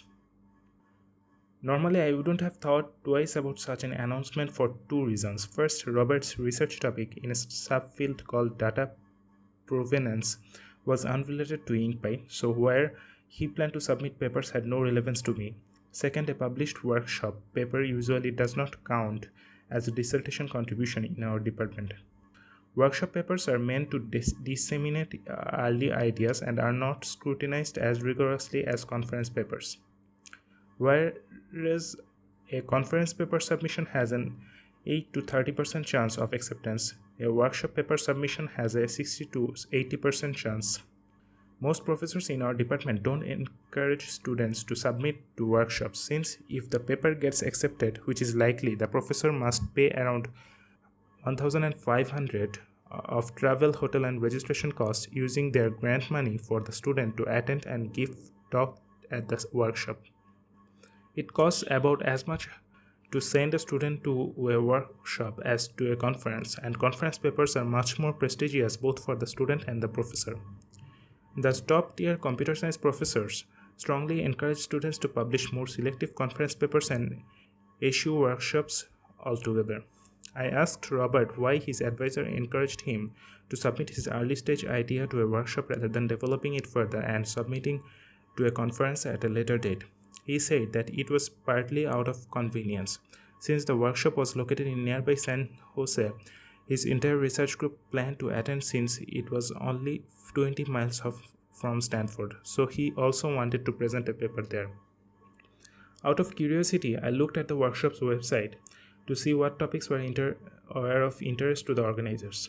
Although it was a workshop on data provenance, Robert's research area, the topics list included a bullet point entitled Efficient or Incremental Recomputation. I thought to myself, InkPy provides efficient incremental recomputation for Python programs, so if I pitch my paper properly, then maybe it's sort of appropriate for this workshop. Since I didn't need to travel to attend the workshop, I wasn't afraid to ask Dawson to pay for my registration fee if my paper was accepted. I emailed Dawson my plans to submit a paper to a workshop, and he wrote back with a lukewarm response.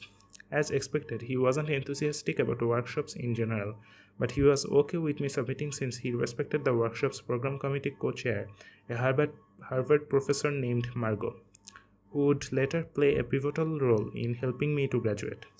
The timing was perfect. I now had 2.5 months to super grind on implementing a first working prototype of InkPy and then write a workshop paper submission. Since I knew that the bar for workshop paper acceptance was a lot lower than for a conference paper, I wasn't too stressed. I just needed to get a basic prototype working reasonably well and anecdotally discuss my experiences. I discovered that this strategy of finding and setting short-term deadlines for myself would work wonders in keeping me focused throughout the rest of my PhD years. Without self-imposed deadlines, it becomes easy to fall into a rut and succumb to chronic procrastination. My paper was accepted with great reviews, and I attended the workshop in February 2010 to give a 30-minute talk on it. In particular, I was honored that Margot, the program committee co-chair, personally praised my paper and mentioned how it was related to a new Python-based project that her student Elaine was starting. Since Elaine wasn't at the workshop, Margot gave me Elaine's email address and suggested for us to get in touch. At first, I was afraid that Elaine would be my direct competition and publish a conference paper before I did, which would make it harder for me to publish a conference paper on InkPy, since being first is highly valued in academia. Once another researcher publishes a similar idea and scoops you, then it becomes much harder to get your own idea published. But after exchanging some reconnaissance emails and video chatting with her, I was relieved to find out that she didn't have plans to gear up for a conference paper submission. Also, her tool lacked the fully automatic capabilities that set InkPy apart from related work. Once we realized that we weren't rivals, we quickly became friends. I'm glad that Elaine and I kept in touch over the next few years, since she would be partially responsible for reuniting me with Margot towards the end of my PhD journey. Although giving a talk on my InkPy workshop paper was great for getting feedback and especially for meeting Margot, that paper didn't count as a real publication for my dissertation. I knew that I still needed to publish this work in a conference that professors in my department recognized as legitimate. The biggest difference between a workshop and a conference paper is that a conference paper must have a convincing experimental evaluation that shows the effectiveness of the tool or technique being described in the paper. A paper's evaluation section can come in many flavors, ranging from measurements of runtime performance to a controlled laboratory study of user behavior. Since many researchers come up with similar ideas, reviewers carefully scrutinize how those ideas are implemented and experimentally evaluated when deciding which papers to accept or reject. Even at the start of my InkPy project, I knew that it would be difficult to present a convincing evaluation because the argument I wanted to make, that InkPy can improve the productivity of computational researchers, was a subjective and fuzzy notion. After reading several other papers that presented similar productivity improvement claims, I devised a two-part evaluation strategy. Case studies. Get a collection of programs written in the Python language from a variety of computational researchers and then simulate the productivity improvements they would have achieved if they had used InkPy during their research rather than regular Python. Deployment. Get some researchers to use InkPy rather than regular Python in their daily work and have them report if and how InkPy improved their productivity. The next relevant top-tier conference submission deadline was in 7 months, so I aim to have a paper ready by then. I spent lots of time trying to find case study subject programs and potential users for deployment. Without those, there would be no evaluation, no conference publication, no dissertation, and no graduation. Of course, I still spend the majority of my waking hours doing grimy programming, debugging, and testing to implement InkPy. I learned to be part salesman and part beggar, persistently asking colleagues whether they had Python programs I could use for case studies, and even better, whether they would be willing to install and use InkPy on a daily basis for their research and report their impressions to me. As expected, I mostly got no replies, but I politely asked for recommendations of other people I could contact. I also invited myself to give several more talks at various lab group meetings to drum up interest in InkPy. After a few months of begging, I obtained Python programs from half a dozen researchers in a diverse variety of fields, which was enough to begin my case studies. I appreciated everyone who helped me out during that time, since they had nothing to gain besides the goodwill of an unknown PhD student. Although case studies might have been sufficient for the evaluation section of my paper submission, what I truly craved was deployment. Getting real researchers to use InkPy. Not only did I feel that deployment would make for a stronger evaluation, but more importantly, I genuinely believed that InkPy could improve the day-to-day productivity of computational researchers. The majority of research prototype tools are built to demonstrate a novel idea and then discarded, but I wanted InkPy to be practical and enduring. I didn't just dream up InkPy in a vacuum for the sake of publishing papers. It was inspired by real-world problems I faced when performing programming for my research, so I wanted real-world people to actually use it.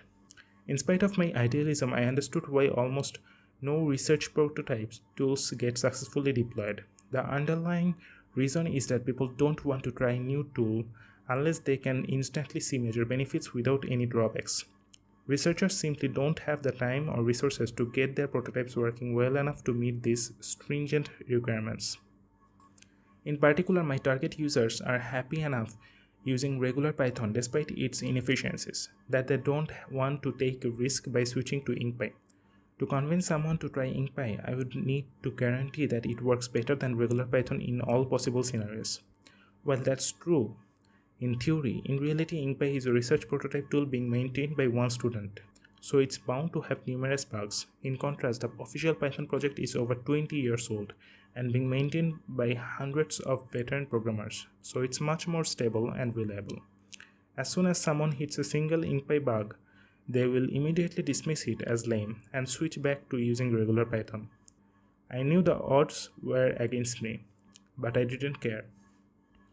After failing to find anybody at Stanford who was willing to install and use InkPy, I looked for leads at nearby universities. In March 2010, I emailed a few PhD students at UC Davis, a 2-hour drive from Stanford, who were friends with one of my former MSR intern colleagues. I appealed to their sense of altruism at helping a fellow grad student in need and managed to invite myself over for a visit to advertise InkPy. A few gracious professors even agreed to meet with me, including one I had met at the data provenance workshop. Although I received more helpful feedback, I didn't manage to find any subjects for case studies or deployment. I spent the night at UC Davis and planned to return to Stanford the next morning. Then I thought of an impulsive idea, cold emailing Fernando, a research scientist at UC Berkeley who was passionate about the use of Python in computational research. A few months earlier, a fellow grad student who attended one of my InkPy talks emailed me a link to one of Fernando's blog posts, and I jotted down a reminder to contact Fernando sometime in the future. Now seemed like a good time, since UC Berkeley was located between UC Davis and Stanford. I could potentially drop by his office on the drive back home.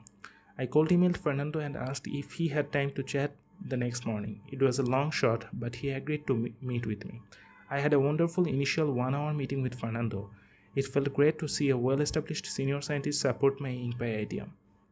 The most significant outcome of our first meeting was that Fernando invited me to return to UC Berkeley the following month to give a talk on InkPy. He told me that my audience would consist of neuroscientists who are using Python to run their computational research experiments. When I gave my 1-hour talk, I was a bit taken aback by 3 researchers continually interrupting and pestering me with detailed questions about how well InkPy worked in practice. At first, I thought those guys were overly pedantic, but afterwards, they came up to me and expressed a strong interest in trying InkPy.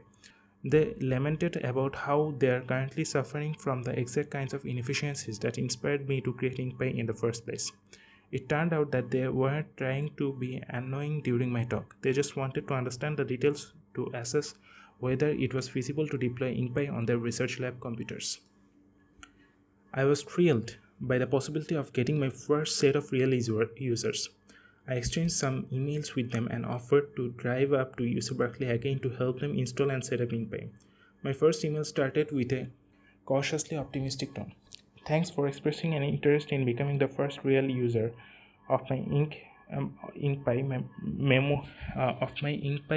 memoizing Python interpreter. I'm really enthusiastic about getting InkPy to a state where you can use it in your daily workflow.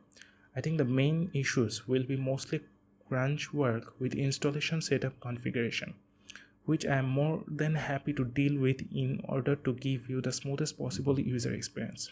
By the time I tried installing InkPy on the Berkeley neuroscientist computers, I had been building and testing it for 7 months, and so I felt reasonably confident that it would work for them. However, shortly after installation, we discovered that InkPy was not compatible with dozens of third-party Python add-ons called extension modules that these scientists were using in their daily work. In my own private testing, I tested only the basic use cases without any extension modules. I was hit with a lesson in the harshness of real-world deployment.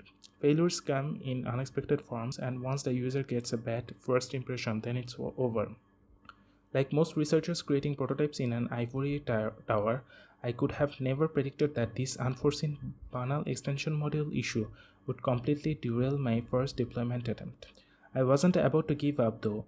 I spent the next few weeks redesigning and re-implementing a critical portion of InkPy code so that it now worked perfectly with any arbitrary Python extension module.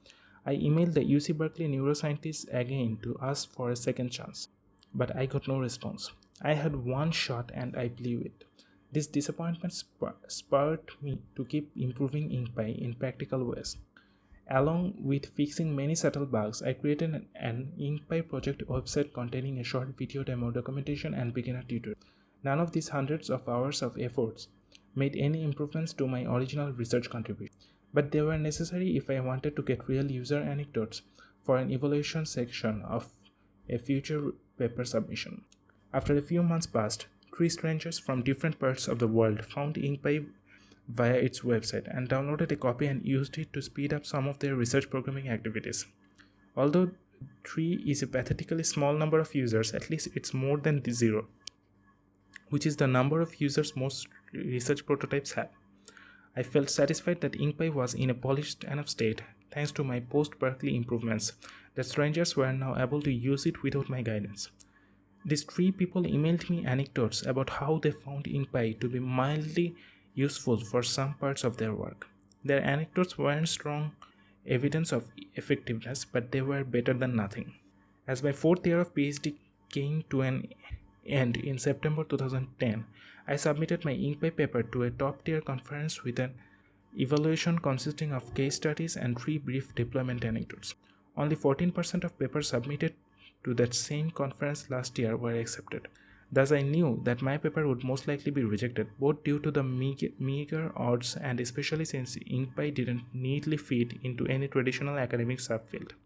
Nonetheless, it was still wise to first aim for the top tier and then resubmit to a second-tier conference if necessary, since a top-tier publication would carry more weight in my future graduation case. I still didn't have a clearly paved path to graduation, but at least I was able to start taking charge of my own research agenda rather than tagging along on other people's projects. I was happy that within the past year I had turned InkPy from the spark of an idea in my mind into a semi-practical tool that benefited 3 strangers who downloaded it from the internet. Even though this minor accomplishment wouldn't help my graduation case at all, professors respect real-world deployment far less than theoretical novelty. It was a somewhat satisfying end to my 4th year. Year 5. Production. At the beginning of my 5th year, September 2010, I still had nothing to include in my non-existent dissertation. By now, most of my classmates had published at least one dissertation or the first author conference paper. Since I didn't have any dissertation or the papers yet, the InkPy paper was still under review. I was afraid that it would take me 7 or 8 total years to graduate. Within the next 12 months, though, I would publish 4 conference papers and 1 workshop paper, all as the first author, thereby paving a clear path for my graduation. Without a doubt, my 5th year was my most productive of grad school. I was relentlessly focused. In the middle of summer 2010, progress on InkPy was steady, and I was on track to submitting a paper by the September deadline. However, I knew that InkPy would not be substantive enough for an entire dissertation. So besides working towards the upcoming paper deadline, I also spent some time thinking about my next project idea. I wish I could say that my solo brainstorming sessions were motivated by a true love for the pure essence of academic scholarship. But the truth was that I was driven by straight-up fear. I was afraid of not being able to graduate within a reasonable time frame, so I pressured myself to come up with new ideas that could potentially lead to publications. I was all too aware that it might take 2 to 3 years for a paper to get accepted for publication. So if I wanted to graduate by the end of my 6th year, I would need to submit several papers this year and pray that at least 2 get accepted. I felt rushed because my fellowship lasted only until the end of this year. After my funding expired, I would need to either find grant funding from a professor and face all of the requisite restrictions, working on CLE again, for example, or else become a perpetual teaching assistant and delay my graduation even further. Time was running out. On July 29, 2010, almost exactly 1 year after I conceived the initial idea for InkPy, I came up with a related idea, again inspired by real problems that computational researchers encounter while performing data analysis. I observed that because researchers write computer programs in an ad hoc, sloppy style, their programs often crash for silly reasons without producing any analysis result, thus leading to table-pounding frustration. My insight was that by altering the runtime environment or interpreter of the Python programming language, I could eliminate all of those crashes and allow their sloppy programs to produce partial results rather than no results.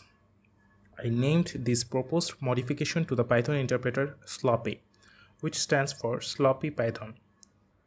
Although SlopPy and InkPy are very different ideas, I implemented both by altering the behavior of the Python interpreter. The nearly 1000 hours I had spent over the past year hacking/modifying the Python interpreter for InkPy gave me confidence that I could implement SlopPy fairly easily. It took me only 2 months to create a basic working prototype, run some preliminary experiments, and submit a paper to a second-tier conference. I aimed for that conference both because its deadline was conveniently timed and also because I didn't think that SlopPy was a big enough idea to get accepted in a top-tier conference. By October 2010, I had 2 papers under submission. At this point, I had given up all hope of getting a job as a professor, since I still had not published a single paper for my dissertation. Competitive computer science faculty job candidates have already published a few acclaimed first author papers by this time in their Ph.D. careers. Unless a miracle struck, I would not be able to get a respectable research university job, so I aim to do only enough work to graduate without worrying about how my resume would appear. I received the opposite of a miracle. Both my InkPy and SlopPy paper submissions were rejected. I was disappointed but not too shocked, since I had already grown accustomed to paper rejections by this time. There were lots of legitimate criticisms of my work, so I felt that addressing them would strengthen my future resubmissions. Most notably, I had unwisely framed the pitch for InkPy in a way that led to my paper being reviewed by researchers in a subfield that wasn't as friendly to my research philosophy. In theory, technical papers should be judged on their merit alone, but in reality, reviewers each have their own unique subjective tastes and philosophical biases. So I drastically rewrote my introductory pitch with the aim of getting more amicable reviewers and then resubmitted to a second-tier conference to further improve its chances of acceptance. My plan worked and the InkPy conference paper was accepted, albeit with lukewarm reviews, on my second submission attempt in early 2011. I later revised and resubmitted my SlopPy paper to a workshop that was being held together with the conference where I would be presenting InkPy. This strategy worked well since it was far easier to get a paper accepted in a workshop than in a conference. Also, Dawson wouldn't need to pay much extra for me to attend the workshop since I was already going to the conference to present InkPy. As expected, the SlopPy workshop paper was accepted, and although it didn't count as a standalone dissertation contribution, at least it was better than no publication. I hope to incorporate this paper as a smaller chapter in my dissertation to supplement the more substantive chapters which would all derive from conference papers. Back in October 2010, right after submitting the InkPy and SlopPy papers, I asked Dawson what it would take for me to graduate in the next few years. Predictably, he replied that I needed publications as proof of the legitimacy of my work. He did have one concrete suggestion, though another dissertation with the project would be for me to combine my interest in Python with CLI-like ideas that he loved in order to create an automated bug-finding tool for Python programs. Since I wasn't keen on returning to CLI in any form, I discarded his suggestion and continued thinking about possible extension to InkPy and SlopPy that could make for a follow-up paper submission. By this time, a nascent dissertation theme was beginning to form in my head. Both InkPy and SlopPy were software tools to improve the productivity of computational researchers. Thus, to think of my next project idea, I returned to identifying problems computational researchers faced in their work and then designing new tools to address those problems. Specifically, I noticed that researchers edit and execute their Python programs dozens to hundreds of times per day while running computational experiments. They repeat this process for weeks or months at a time before making a significant discovery. I had a hunch that recording and comparing what changed between program executions could be useful for debugging problems and obtaining insights. To facilitate such comparison, I plan to extend InkPy to record details about which pieces of code and data were accessed each time a Python program executes. thereby maintaining a rich history of a computational experiment. I also thought it would be cool for researchers to share these experiment histories with colleagues so that they can learn from what worked and didn't work during experimental trials. My gut told me that some ideas along these lines could be innovative and publishable, but I couldn't quite form a crisp research pitch yet. My thoughts were all fuzzy and squishy. I felt stuck, so I sought another meeting with Fernando, whom I first met during my fourth year when I introduced InkPy and gave a talk at his UC Berkeley lab group meeting. Fernando fit me into his schedule, and our 1 hour meeting planted the seeds for my next project idea. As soon as I mentioned my ideas about extending InkPy to record Python-based experiment histories, Fernando launched into a passionate sermon about a topic that I had never heard of but was fascinated by: reproducible research. One of the cornerstones of experimental science is that colleagues should be able to reproduce anyone's research findings to verify, compare against, and build upon them. In the past decade, more and more scientists in diverse fields have been writing computer programs to analyze data and make scientific discoveries. Thousands of scientific papers published each year are filled with quantitative findings backed by numbers, graphs, and tables. However, the unspoken shame in modern science is that it's nearly impossible to reproduce or verify any of those findings, since the original computer code and datasets used to produce those findings are rarely available. As a result, lots of papers containing egregious errors due to both honest mistakes and outright fraud have gone unchallenged, sometimes resulting in scientific claims that have led to human deaths.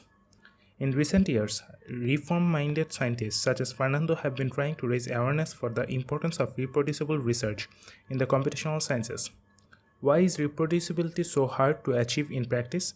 A few ultra-competitive scientists purposely hide their computer code and data to fend off potential rivals, but the majority are willing to share code and data upon request.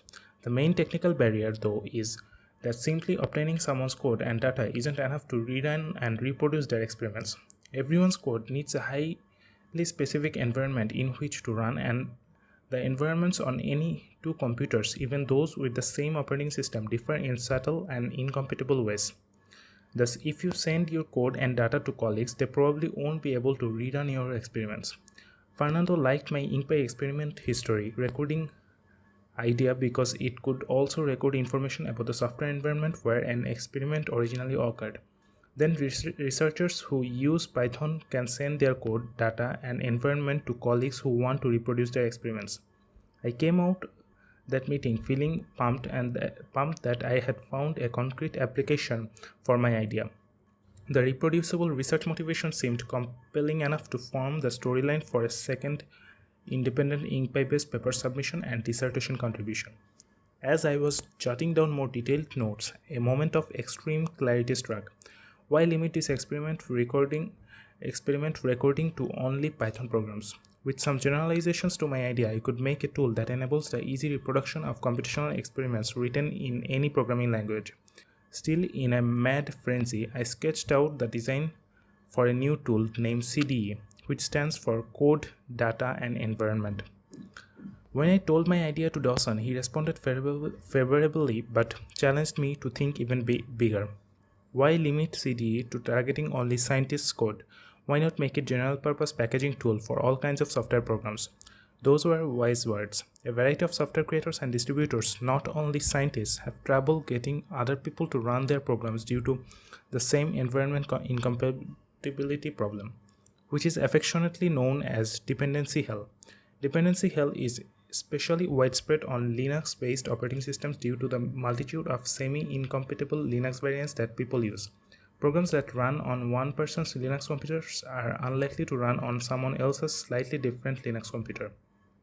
With some adjustments to my original idea, CDU could enable anybody to package up their Linux programs so that others can run them without worrying about these environment mismatches. I felt thrilled that CDE could potentially alleviate the decades-old problem of dependency hell on Linux.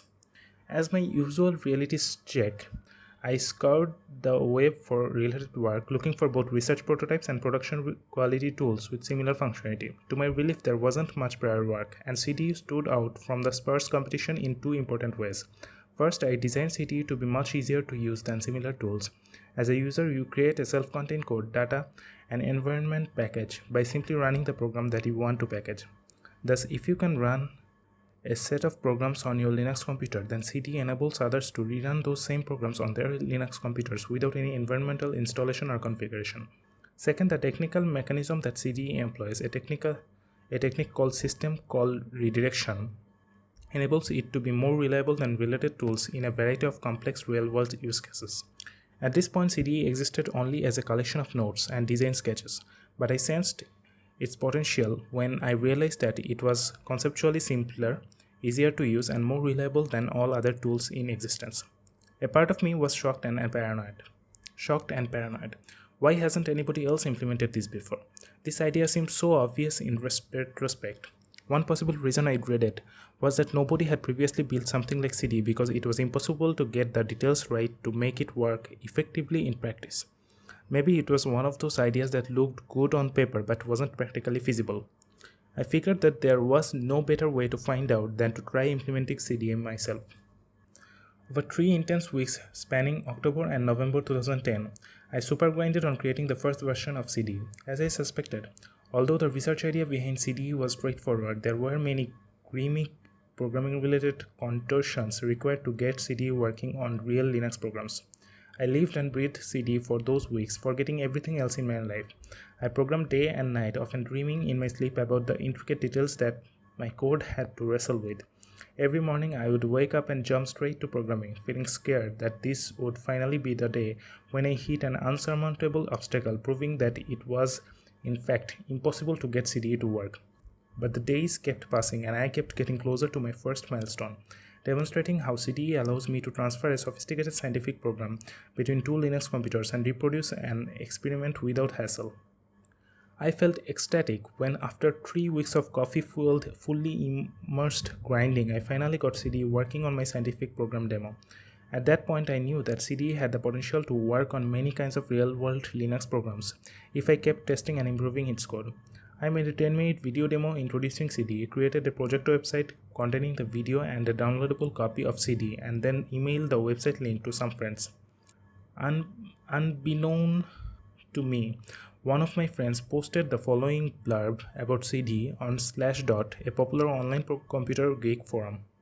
A Stanford researcher, Philip Guo, has developed a tool called CD to automatically package up a Linux program and all its dependencies, including system-level libraries, fonts, etc., so that it can be run out of the box on another Linux machine without a lot of complicated work setting up libraries and programs versions and dealing with dependency version hell. It's got binary source code and screencast up. Looks to be really useful for larger cluster cloud deployments as well as program sharing. Within 24 hours, the Slashdot forum thread had hundreds of messages and I began receiving dozens of emails from Linux enthusiasts around the world who downloaded and tried CD, including gems such as, "I just wanted to tell you that you rock. I'm really impressed to see this idea working. I will promote the usage of it on my Linux community here in Tijuana, Mexico." These unfiltered, off-the-cuff compliments from actual users meant more to me than any fellow researcher praising my previous ideas or papers. From a research standpoint, my mission was now accomplished. I successfully built an initial prototype of CD and demonstrated that it worked on a realistic example use case. The common wisdom in most applied engineering fields is that research prototypes such as CD only serve to demonstrate the feasibility of novel ideas. The job of a researcher is to create prototypes, experimentally evaluate their effectiveness, write papers, and then move on to the next idea. As a researcher, it's foolish to expect people to use your prototype as though they were real products. If your ideas are good, then professional engineers might adapt them into their company's future products. At best, a few other research groups might use your prototypes as the basis for building their own prototypes and then write papers citing yours. For example, over a dozen other university research groups have extended the CLI tool and written papers about their improvements. But it's almost unheard of for non-researchers to use research prototypes in their daily work. In sum, the purpose of academic research is to produce validated ideas, not polished products.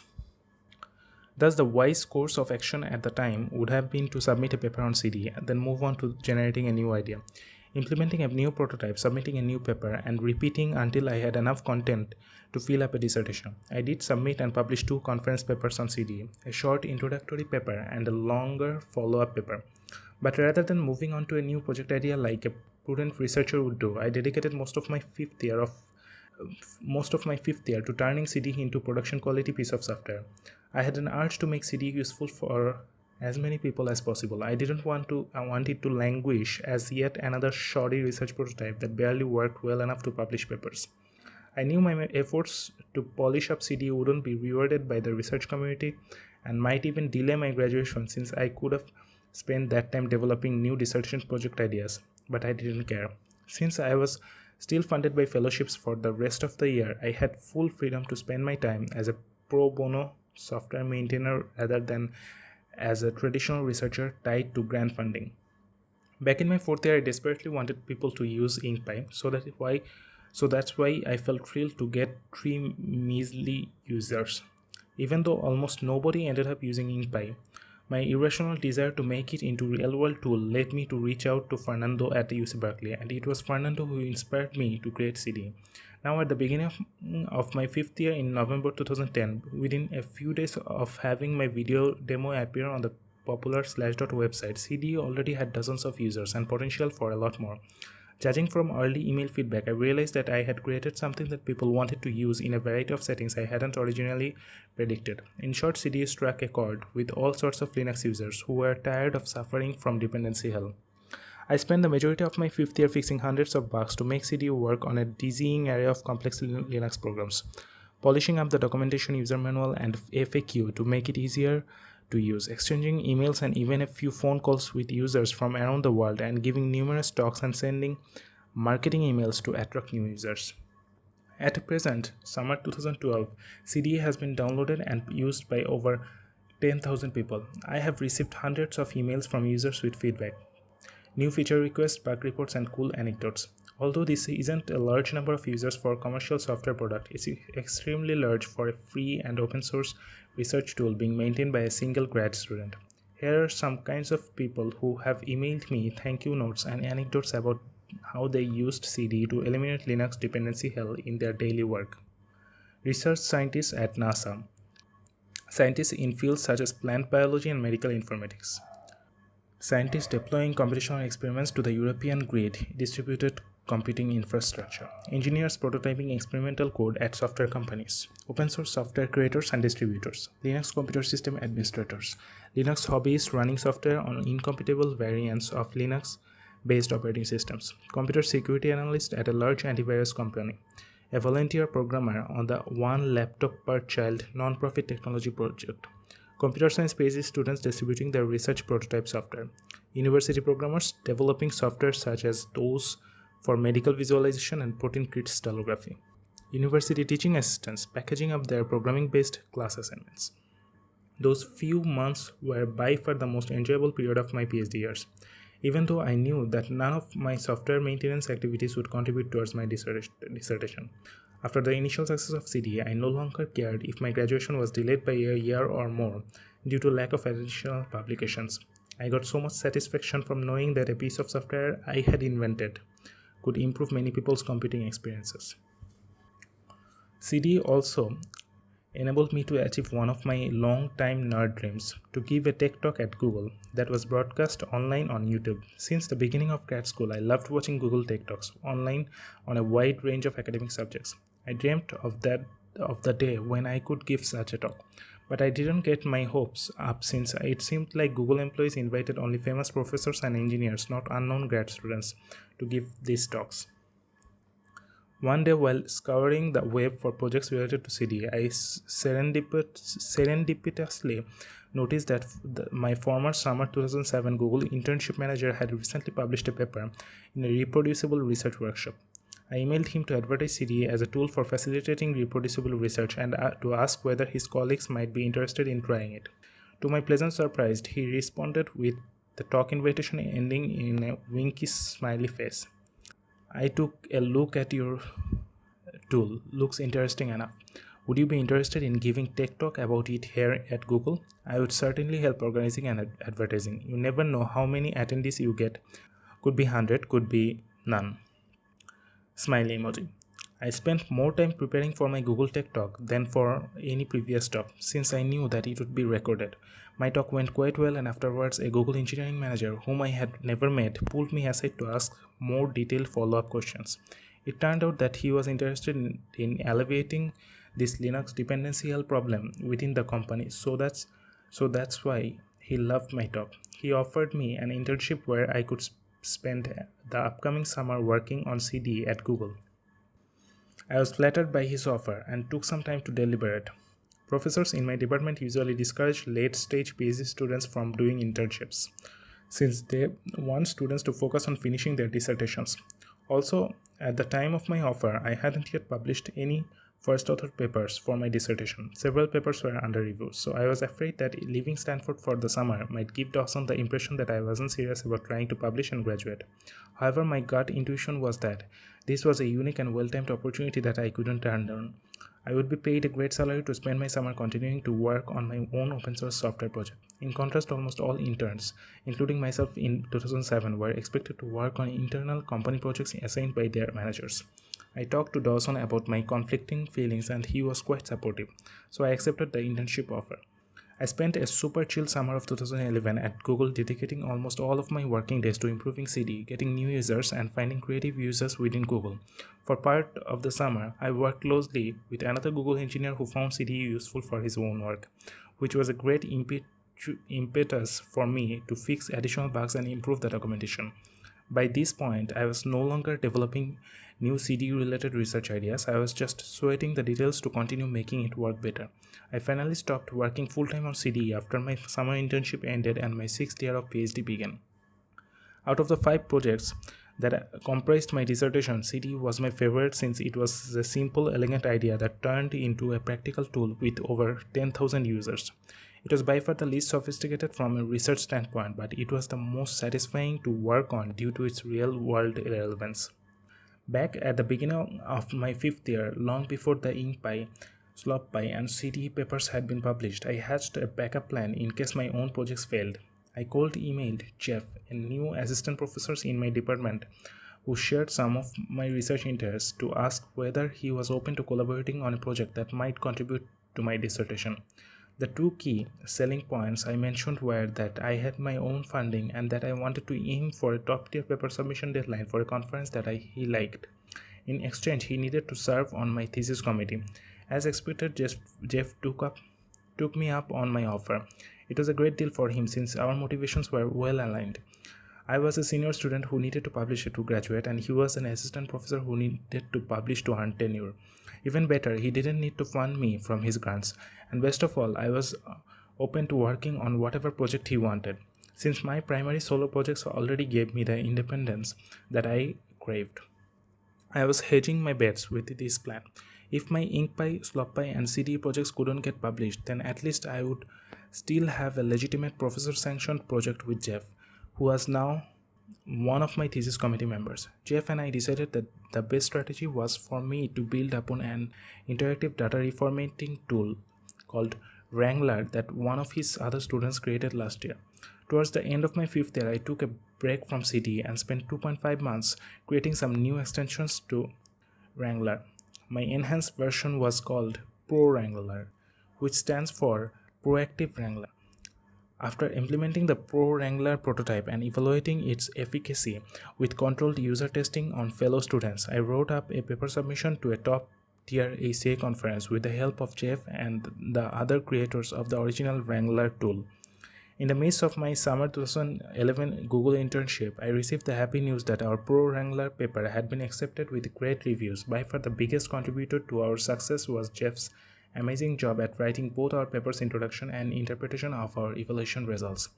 Our user testing had failed to show the productivity improvement effects that we originally hoped to see, so I was afraid that our paper would be rejected for sure. But miraculously, Jeff's technical writing and argument framing skills turned that near defeated into a surprise victory. The reviewers loved how we honestly acknowledged the failures of our evaluation and extracted valuable insights from them. Without a doubt, our paper would have never been accepted if not for Jeff's rhetorical expertise. He had a lot of practice though, Back when he was a PhD student, Jeff published 19 papers mostly in top tier conferences, which is 5 to 10 times more than typical computer science PhD students. That's the sort of intensity required to get a faculty job at a top tier university like Stanford. Though throughout my fifth year, I had to carefully split my time between developing new ideas, implementing prototypes, and submitting, revising, and resubmitting papers for 4 projects: InkPy, SlopPy, CTE, and ProWrangler, whose relevant conference submission deadlines were spread throughout the year. Even though I spent a lot of time nurturing CDE, I had to switch to focusing on other projects whenever deadlines arose. By summer 2011, all 4 projects were successfully published, usually after several rounds of paper revisions. I felt relieved that my intricate planning had paid off and that a full dissertation now seemed almost within reach. Year 6, Endgame. At the end of my 5th year, right before I went to Google for the summer, I met with Dawson and asked him what it would take for me to graduate within the next year. At the time, InkPy and CDE were published as second-tier conference papers. SlopPy was a workshop paper, and the ProWrangler paper submission was under review. Dawson expressed concerns that my publication record still wasn't sufficient to graduate, and that I needed one more substantive contribution to round out my dissertation. His expectations seemed reasonable, so my plan was to return to Stanford in the fall and spend a few months working on new research that could complete my dissertation. My fear, though, was that I was already exhausted from my past year of super grinding and had no new project ideas brewing, so I went into scheming mode once again, thinking of ways to get that final as yet unknown piece of work that would enable me to graduate. As part of my strategy, I also wanted to find a third and final thesis committee member who could strongly vouch for my graduation case.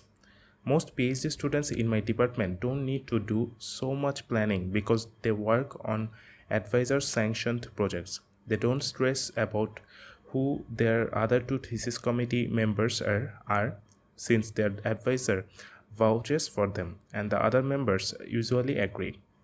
However, my situation was unique since I hadn't been working on projects that Dawson was passionate about, so I couldn't count on him to wholeheartedly endorse my work. Having Jeff on my committee helped since he was personally invested in our ProWrangler project and could vouch for its legitimacy. But I still needed one more committee member to support my graduation case. I first emailed Tom, my former MSR manager, and pitched him on the idea of me spending a few months in the fall of 2011 interning at MSR and doing a new project that could contribute towards my dissertation. I wanted him to be on my thesis committee so that I could also include the 3 papers I published with him from my summer 2009 internship work in my dissertation. Unfortunately, he didn't seem enthusiastic about the idea, so I didn't push further. I then raised the possibility of extending SlopPy from a workshop paper into a full-fledged conference paper so that it could count as a more substantive dissertation contribution. Back in my 5th year, I talked with Martin, an MIT professor whose influential paper directly inspired SlopPy, about working together to extend SlopPy into a conference paper. He was interested in collaborating, but the timing didn't work out since I was busy with CTE and ProWrangler during the latter part of that year. But now I figured that if I could spend a few months in the beginning of my 6th year working with Martin and have him serve on my thesis committee, then that could be my ticket to graduation. Dawson liked this plan, since unsurprisingly he had thoughts about how to combine Klee-like ideas with SlopPy. I planned to email Martin in midsummer to propose this collaboration, but by then another better opportunity had come along, so I no longer pursued this one. As I began my final summer internship at Google, I looked forward to spending 3 carefree months polishing up CDE, but I felt a bit anxious because graduation wasn't yet guaranteed upon my return to campus. I needed one more burst of inspiration, and it ended up coming from an unexpected source. In summer 2011, I finally made up my mind to retire from academia after graduation. I didn't know what I was going to do for a career, but I wasn't planning to apply for tenure-track university faculty jobs in the upcoming year. I made this decision for 2 main reasons. First, I sensed that my current publication record wasn't impressive enough to earn me a respectable tenure-track faculty job. My hunch was confirmed few months later when I saw that sadly, fellow students that slightly superior publication records still didn't get any job offers. Of course, I could always try to work as a postdoc, temporary postdoctoral researcher, for a few years, publish more papers, and then reapply to faculty jobs. But the second and more important reasons makes doing a postdoc meaningless for me. The kinds of research topics I am deeply passionate about aren't very amenable to winning grant funding because they aren't well accepted by today's academic establishment. Without grants, it's impossible to pay for students, and without motivated students to grind through the tough manual labor, it's impossible to get respectable publications. And without a significant number of publications each year, it's impossible to get tenure.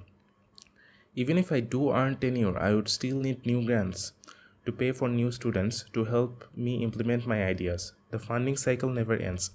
Given my research interests, I wasn't emotionally prepared to fight the uphill battles required to get my proposals taken seriously by grant funding agencies. I had a hard enough time convincing peer reviewers to accept my papers. Grant reviewers will likely be even less sympathetic since they are the gatekeepers to millions of dollars and would rather hand the money to colleagues who are doing more mainstream types of computer science research. I had been considering leaving academia for quite a few years, but I now felt that I had justified reasons for doing so. I understood enough about how the academia game worked in computer science to know that I didn't want to keep playing it. I summarized my feelings in an email to a friend who had recently started her job as an assistant professor. I discovered over the past 5 years that I love being a spectator of research, but the burden of being a continual producer of new research is just too great for me. Since my mother is a wildly successful professor and my father also deeply respects academia, it was hard for me to tell them my decision. I didn't think they truly understood my rationale. I was afraid that they felt I was giving up and selling myself short when in reality becoming a professor hadn't been a real goal of mine for years.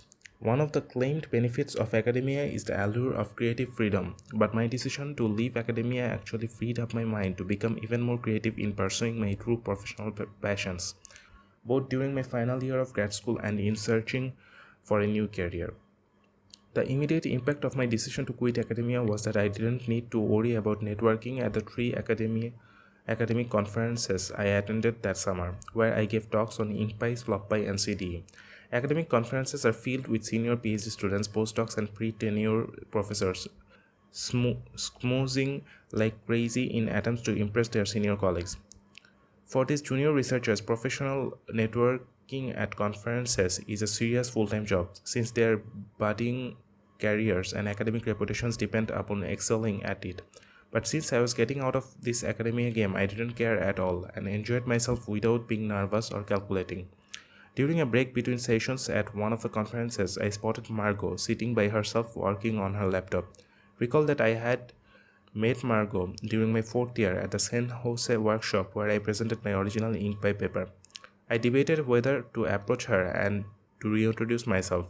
A part of me was afraid that she wouldn't remember me and also that I wouldn't have anything interesting to say. But since I had no real schmoozing agenda due to my imminent retirement from academia, I had nothing to lose if the conversation ended up fizzling. So I just went up and said hello. I reminded her about how we had previously met and she seemed to remember me. I briefly told her that I was about to give a talk on my new CD project and then needed to catch a flight back to California. We had a quick 5-minute chat about CD and then I had to run to give my talk. After returning home that night, I emailed her a quick follow-up message with a link to the CD project web page in case her students were interested in playing with it or their research. This was my standard polite message when advertising CD to professional colleagues, so I didn't really expect her to follow up. 2 weeks later, I received a surprise email from Margot saying that she had been talking about me with her student Elaine. The two of them wanted me to come work with them at Harvard for a few years as a postdoc after completing my PhD. The broader research themes surrounding my InkPy and CD project resonated with Margot's interest in creating tools to help make computational researchers more productive. I was very flattered by her offer, but the opportunity didn't make sense since I had already decided to retire from academia. It would be useless for me to do a postdoc, since the main purpose of a postdoc is to boost one's resume to improve the chances of getting a university faculty job. And then inspiration struck again, since I was in dire need of one more substantive project and thesis committee member. before I could graduate, I made the following counterproposal to Margot.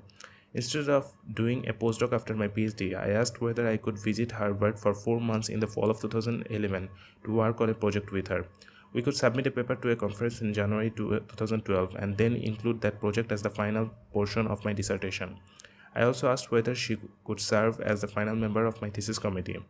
Margot liked this idea but didn't have sufficient grant funding for me since she needed to fund her own students. I talked to Dawson, and he was generously willing to fund me for those months using his grants, even though I was not working on CLE. My fellowship had already expired. Margot happily agreed to this arrangement, and after my summer internship ended in September 2011, I moved to Boston, Massachusetts, to begin my sixth and final year of grad school. This final grad school adventure would not have been possible without me actively seizing opportunities that I was fortunate enough to have been given. If Robert hadn't told me about the San Jose workshop 2 years ago, if I hadn't submitted and presented my ink pipe paper there, if Margot hadn't liked my paper and introduced me to Elaine, if I hadn't kept in touch with Elaine, if I hadn't spontaneously said hello to Margot again at last summer's conference where I presented CD, if she didn't send me a gracious follow-up email, and if I didn't take a risk with my unusual counterproposal to her, then I would have still been back at Stanford struggling to find one last project and thesis committee member. I had an amazingly fun and productive 4 months in Boston as a visiting researcher at Harvard. The change of scenery was refreshing. I could focus intensely on research without the usual errands of life back home. Elaine helped me find a wonderful studio apartment within a 5-minute walk to my office, and I could easily buy food both on campus and in nearby Harvard Square. This ideal living arrangement enabled me to concentrate on my work without any distractions. I spent my first month mostly socializing with old college friends since my alma mater, MIT, was located right near Harvard. I also met with Margot a few times to discuss potential research ideas. She was open to me working on my own project under her loose supervision, so I had nearly full intellectual freedom. However, I took a pragmatic approach to my brainstorming since I wanted her to be excited about my project and to strongly support its inclusion in my dissertation. Thus, I read some of her recent papers and grant applications to get a sense of her research philosophy so that I could cater my ideas towards her tastes. By now, I understood the importance of aligning with the subjective preference of senior collaborators and paper reviewers, even when doing research in supposedly objective technical fields. After batting around a few ideas, I came up with something that Margot loved, a tool that monitors researchers' computer-based activities and helps them organize and take notes on their experiments. It was an innovative twist on the traditional electronic lab notebook. Margot jokingly suggested the temporary codename Burrito Book to describe our proposed tool, since it seamlessly wraps many layers of activity monitoring around the user's normal workflow. Elaine later shortened the name to Burrito, which grew on me and eventually became the official project name. At the time, I thought that my burrito idea arose spontaneously from combining my hunches with Margot's preferences. But after looking back at old notes, I realized that similar ideas had been brewing in my head for several years. I started thinking about burrito-like ideas as early as my second year of grad school when I wanted to monitor how people perform programming, and more concretely at the beginning of my fifth year when I wanted to extend InkPy to record Python-based experiment histories. Throughout grad school, I had been keeping a research lab notebook in various ad hoc formats to document the process of building prototypes and running experiments.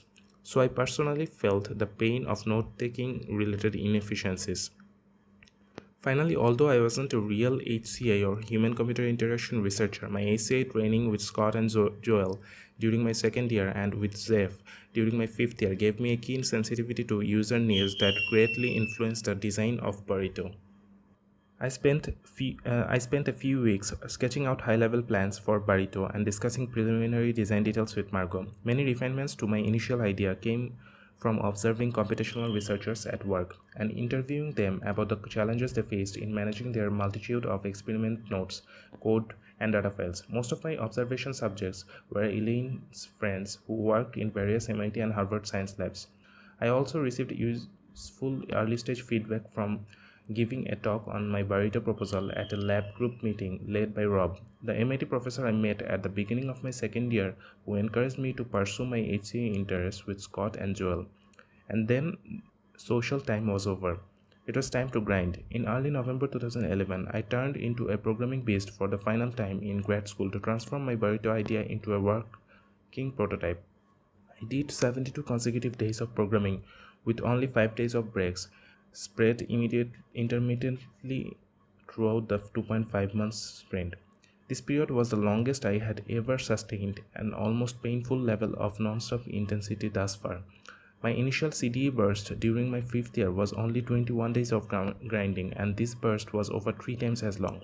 I worked straight through Thanksgiving, Christmas, and New Year's Eve, relentlessly focused on my goal of getting Burrito working well enough to submit a conference paper by the middle of January 2012. For those few months, I morphed into an antisocial grump who shunned all distraction and became deeply immersed in my craft. All I thought about was computer code. I could barely speak in coherent English sentences, except during my weekly progress meetings with Margot. Even though I appeared and acted subhuman, an unshaven, disheveled mess, my emotional state was blissful. I was programming and debugging for over 10 hours per day, but my mind was quite relaxed since my technical skills were well calibrated for the challenges I faced. By now, I had accumulated enough experience in designing, implementing, and marketing research prototypes that I was confident in my abilities to make this project work. I received wonderful feedback and support from Margot along the way, so I sensed that she would strongly endorse the inclusion of Burrito in my dissertation. After years of grinding on uncertain and failed projects earlier in grad school, I now felt invigorated, working intensely towards a target that I knew I could feasibly achieve. By mid-January 2012, the Burrito prototype was in fine shape, so we ran an informal evaluation, wrote up a paper, and submitted it to the conference as planned. I took a few days off to return to normal human mode, said goodbye to my Boston friends, and flew back to California for the Ph.D. endgame. The popular view of how a PhD dissertation arises is that a student comes up with some inspired intellectual idea in a brilliant flash of insight and then spends a few years writing a giant treatise while sipping hundreds of lattes and cappuccinos. In many science and engineering fields, this perception is totally inaccurate. The writing is simply combining one's published papers together into a single document and surrounding their contents with introductory and concluding chapters. All of the years of sweaty labor has already been done by the time a student sits down to write their dissertation document. In my department, the most important milestone in a PhD student's career is when their advisor gives the thumbs up to begin the dissertation writing process. This gesture signals that the student has done enough work, usually publishing 2 to 4 conference papers on one coherent theme, and deserves to graduate within a few months. When I returned to Stanford in January 2012, my goal was to secure that vital thumbs up from Dawson as soon as possible. I wrote up a short document presenting evidence for why I felt I had done enough work to graduate. My argument was simple. I created 5 innovative software tools to improve the workflow of computational research programmers: InkPy, SlopPy, CDE, ProWrangler, and Burrito. And I published 1 top-tier conference paper, 3 second-tier conference papers, and 3 workshop papers from my body of work. The Burrito conference submission ended up being rejected, so we resubmitted and published in a workshop. As an added bonus, my 2 other thesis committee members, Jeff and Margot, could also vouch for my graduation case since I had done successful projects with them, ProWrangler and Burrito respectively. I emailed the document to Dawson and nervously awaited his response. I thought my case was pretty strong, but I had no idea whether he expected me to do more work before allowing me to graduate. To my great relief, he quickly gave me the thumbs up, and that's when I knew that I was essentially done with grad school. I spent the next 2 months combining all of my papers together into a 230-page dissertation document entitled Software Tools to Facilitate Research Programming. Here is the abstract summary from the first page of my dissertation. Research programming is a type of programming activity where the goal is to write computer programs to obtain insights from data. Millions of professionals in fields ranging from science, engineering, business, finance, public policy, and journalism, as well as numerous students and computer hobbyists, all perform research programming on a daily basis. My thesis is that by understanding the unique challenges faced during research programming, it becomes possible to apply techniques from dynamic program analysis, mixed initiative recommendation systems, and OS level tracing to make research programmers more productive. This dissertation characterizes the research programming process, describes typical challenges faced by research programmers, and presents 5 software tools that I have developed to address some key challenges. ProWrangler is an interactive graphical tool that helps research programmers reformat and clean data prior to analysis. InkPy is a Python interpreter that speeds up the data analysis scripting cycle and helps programmers manage code and data dependencies. SlopPy is a Python interpreter that automatically makes existing scripts error-tolerant, thereby also speeding up the data analysis scripting style.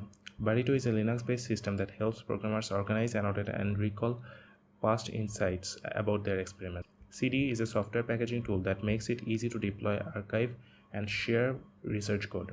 Taken together, these 5 tools enable research programmers to iterate and potentially discover insights faster by offloading the burdens of data management and provenance to the computer. I spent a lot of effort crafting new introductory and concluding chapters to turn my dissertation into more than merely a description of 5 separate tools that I had built over the past few years. Throughout the writing process, Jeff and Margot gave me great feedback on how to frame my research contributions in a substantive, intellectual light. Even though I know that few people will end up reading my dissertation, the constituent papers are far more accessible. It felt satisfying to collect all of my ideas, insights, tool descriptions, and evaluation results together into one cohesive document. I scheduled my oral defense for Monday, April 23, 2012. The biggest challenge was finding a 2-hour time slot where 5 busy professors, my 3 thesis committee members plus 2 additional oral committee members were available. Margot was visiting California for a conference during that week, so I planned around her schedule. In my department, the format of the oral defense is that the student gives a 1-hour public talk summarizing their dissertation research, and then there is a 1-hour private session where the committee asks probing questions. Afterwards, the committee votes to either pass or fail the student. In reality, almost nobody fails their defense unless they act totally moronic.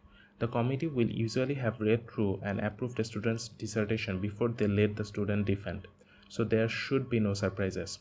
I didn't have time to present all 5 projects during my oral defense talk, so I chose to present 3 projects, one that I did with each member of my thesis committee: InkPy with Dawson, ProWrangler with Jeff, and Burrito with Margot.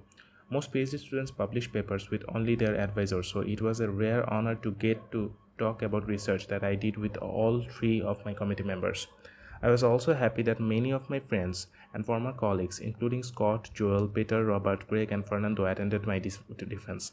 Even though I had given dozens of academic talks throughout grad school, I was more tense than usual during my defense, perhaps because I knew almost everybody in the audience. Strangely, I feel much more at ease giving talks to rooms filled with strangers rather than familiar faces. The private session wasn't as grueling as I had anticipated, but my committee did raise some questions and suggestions that ended up improving my dissertation. After I passed, my committee and friends all gave me polite congratulations, which was a nice but expected gesture. The compliment that I will cherish the most came from a senior professor with whom I had only spoken once. I was a bit surprised to see him at my defense since I didn't think he would be interested in the topic. After my defense, he sent me the following email phrasing my talk. I just wanted to say that I really enjoyed it, partly because of the creativity of the work, partly because of the well-prepared talk, and partly because I had spent the previous year doing research programming. Of the 26 Stanford Computer Science Department PhD graduates in my year, I consider myself fairly mediocre from an academic perspective, since most of my papers were second tier and not well received by the establishment. My dissertation work awkwardly straddled several computer science subfields: programming languages, human-computer interaction, and operating systems, so it wasn't taken seriously by the top people in any one particular subfield. Despite lack of mainstream acceptance, I still thought that my PhD ended successfully because I was able to carry several of my own ideas to fruition and graduate with a dissertation that I was very proud of. I took a highly entrepreneurial approach to my PhD, opportunistically seeking out projects and collaborators, walking a fine line between being unconventional and conforming enough to get my paper published. I feel extremely lucky to have been able to take charge of my PhD career in creative ways. I wouldn't have had nearly as much freedom without the fellowships that funded 5 out of my 6 years of at Stanford. In the end, like most PhD dissertations, mine expanded the boundaries of human knowledge by a tiny microscopic amount. The 5 prototypes tools that I built contain some interesting ideas that can be adapted by future researchers. In fact, I will be honored if future researchers cite my papers as examples of shoddy primitive hacks and argue for why their techniques are far superior. That's how research marches forward bit by bit. Each successive generation builds upon the ideas of the previous one. However, to me, the most significant contribution of my dissertation wasn't those specific prototype tools. Rather, it was that, to the best of my knowledge, I was one of the first computer science PhD students to identify a pervasive problem: the lack of software tools catered to the needs of a large and growing population of computational research programmers, and to offer some early stage prototype solutions that others can improve upon. I believe that these ideas will become more important in the upcoming decades, but since I am returning from academia, I won't be around to directly promote them. Since my dissertation topic is far from being mainstream, any junior professor or scientist who tries to build their academic career upon its ideas will struggle to gain the respect of grant funding agencies, which are the gatekeepers to launching new projects, and their senior colleagues, who are the gatekeepers to publication and tenure. I'll be more than happy to assist anybody who wants to take on this noble fight, but I am not brave enough to stake my own career on it. Instead, I plan to now pursue a completely different professional passion, which might someday be the subject of a future book. In preparation for writing this memoir, I dug through lots of my old research notes. One day I found the following snippet about a topic that I was interested in investigating: research into software development tools for non-software engineers, but rather for scientists, engineers, and researchers who need to program for their jobs. They're not gonna care about specs, model checking, etc. They just want pragmatic, lightweight, and conceptually simple tools that they can pick up quickly and use all the time. The shocking thing about this note is that I wrote it 6 years ago in summer of 2006, right before I started the PhD program at Stanford. It's been a long, circuitous, and unpredictable journey, but I am incredibly grateful that I was able to turn this broad topic, one out of dozens that caught my interest over the years, into my PhD dissertation. This accomplishment wouldn't have been possible without a rare combination of great luck, personal initiative, insightful nudges from generous people, and nearly 10,000 hours of grinding. Epilogue. If you are not going to become a professor, then why even bother pursuing a PhD? This frequently asked question is important because most PhD graduates aren't able to get the same jobs as their university mentors and role models, tenure track professors. There simply aren't enough available faculty positions, so most PhD students are directly training for a job that they will never get. Imagine how disconcerting it would be if medical or law school graduates wouldn't get jobs as doctors or lawyers, respectively. So why would anyone spend 6 or more years doing a PhD when they aren't going to become professors? Everyone has different motivations, but one possible answer is that a PhD program provides a safe environment for certain types of people to push themselves far beyond their mental limits and then emerge stronger as a result.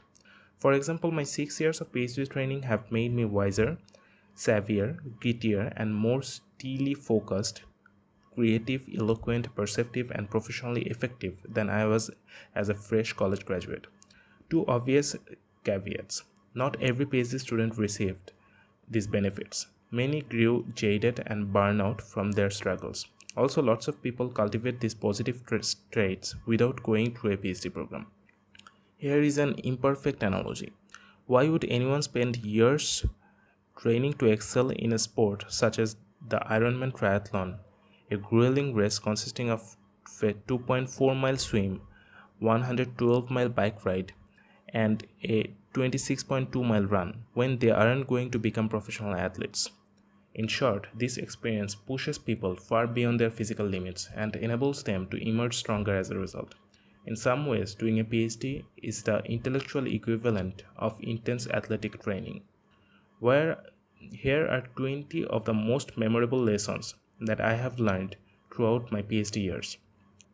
My purpose in sharing is not to provide unsolicited advice to students, since everyone's PhD experience differs greatly. Nor is it to encourage people to pursue a PhD, since these lessons can come from many sources. Rather, this section merely serves as a summary of what I gained from working towards my PhD. 1. Results trump intentions. Nobody questions someone's intentions if they produce good results. I didn't have so-called pure intellectual motivations during grad school. I started a PhD because I wasn't satisfied with engineering jobs, pressured myself to invent my own projects out of fear of not graduating on time, and helped out on HCA projects with Scott, Joel, and Jeff to hedge my bets. But I succeeded because I produced results, 5 prototype tools, and a dozen published papers. Throughout this process, I developed strong passions for and pride in my own work. In contrast, I know students with the most idealistic of intentions, dreamy and passionate hopes of revolutionizing their field, who produce few results and then end up disillusioned. Outputs trump inputs. The only way to earn a PhD is by successfully producing research outputs, published papers, not merely by consuming inputs from taking classes or reading other people's papers. Of course, it's absolutely necessary to consume before one can produce, but it's all too easy to overconsume. I fell into this trap at the end of my first year when I read hundreds of research papers in a vacuum, a consumption binge, without being able to synthesize anything useful from my undirected readings. In contrast, related work literature searches for my dissertation projects were much more effective because my reading was tightly directed towards clear goals, identifying competitors, and adapting good ideas into my own projects. 3. Find relevant information. My PhD training has taught me how to effectively find the most relevant information for what I need to accomplish at each moment. Unlike traditional classroom learning, when I am working on research, there are no textbooks, no lecture notes, and no instructors to provide definitive answer. Sometimes what I need for my work is in a research paper. Sometimes it's within an ancient piece of computer code. Sometimes it's on an obscure website, and sometimes it's inside the mind of someone whom I need to track down and ask for help. 4. Create lucky opportunities. I got incredibly lucky several times throughout grad school, culminating in getting to work with Margot at Harvard during my final year. But these fortuitous opportunities wouldn't have arisen if I didn't repeatedly put myself and my work on display, giving talks, chatting with colleagues, asking for and offering help, and expressing gratitude. The vast majority of my efforts didn't result in serendipity, but if I didn't keep trying, then I probably wouldn't have gotten lucky. Play the game. As a PhD student, I was at the bottom of the pecking order and in no position to change the academic game.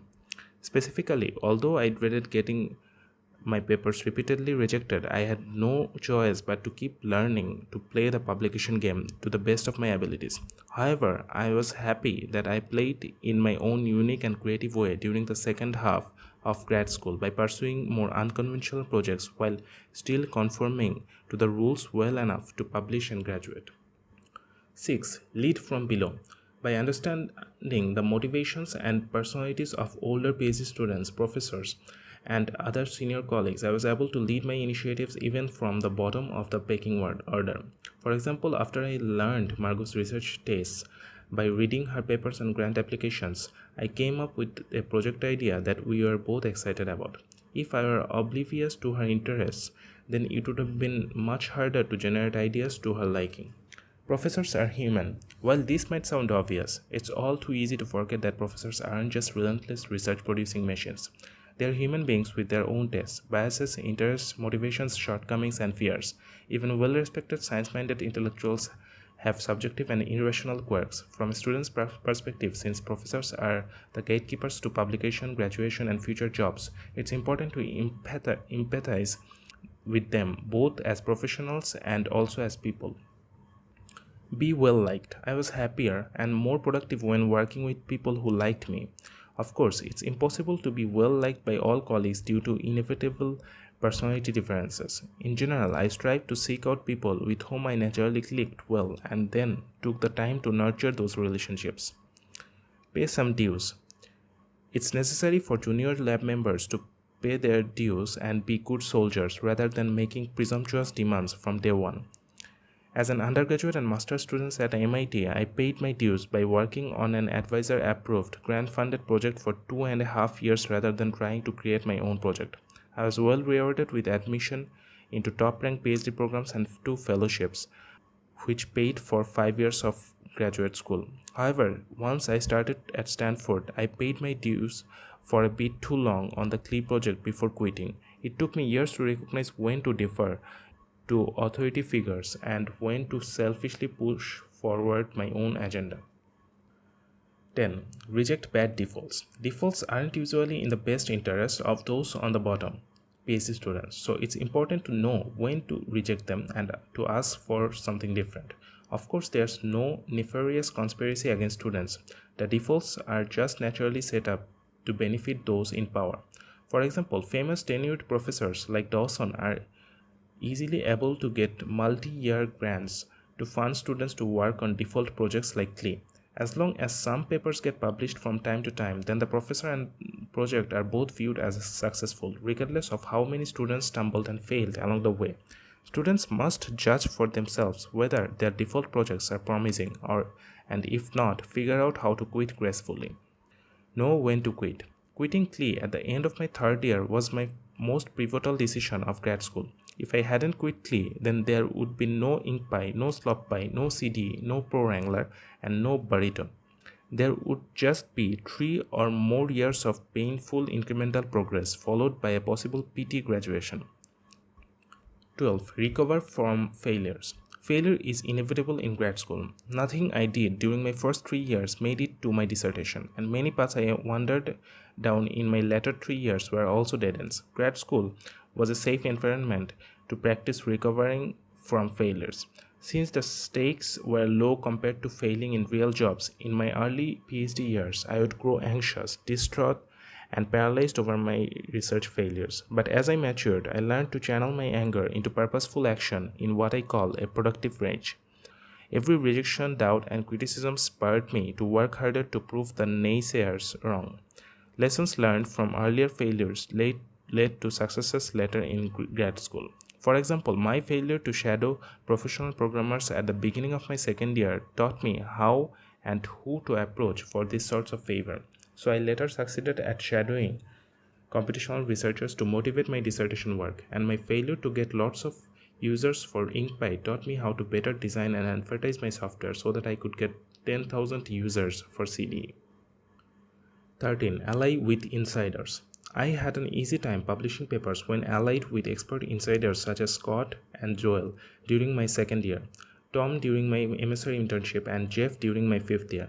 They knew all the tricks of the trade required to get papers published in their respective subfields. The 5 papers that I co-wrote with these insiders were all accepted on their first submission attempts. However, struggling as an outsider with Dawson and on empirical software measurement in my 2nd year and then on my solo dissertation projects was also enriching, albeit more frustrating due to the repeated paper rejections. Give many talks. I gave over 24 research presentations throughout my PhD years, ranging from informal talks at university lab group meetings to conference presentations in large hotel ballrooms. The informal talks I gave at the beginning of projects such as InkPy were useful for getting design ideas and feedback. Those I gave prior to submitting papers were useful for discovering common criticisms that I needed to address in my papers. Also, every talk was great practice for improving my skills in public speaking and in responding to sometimes hostile questions. Finally, talks sometimes sparked follow-up discussions that led to serendipity.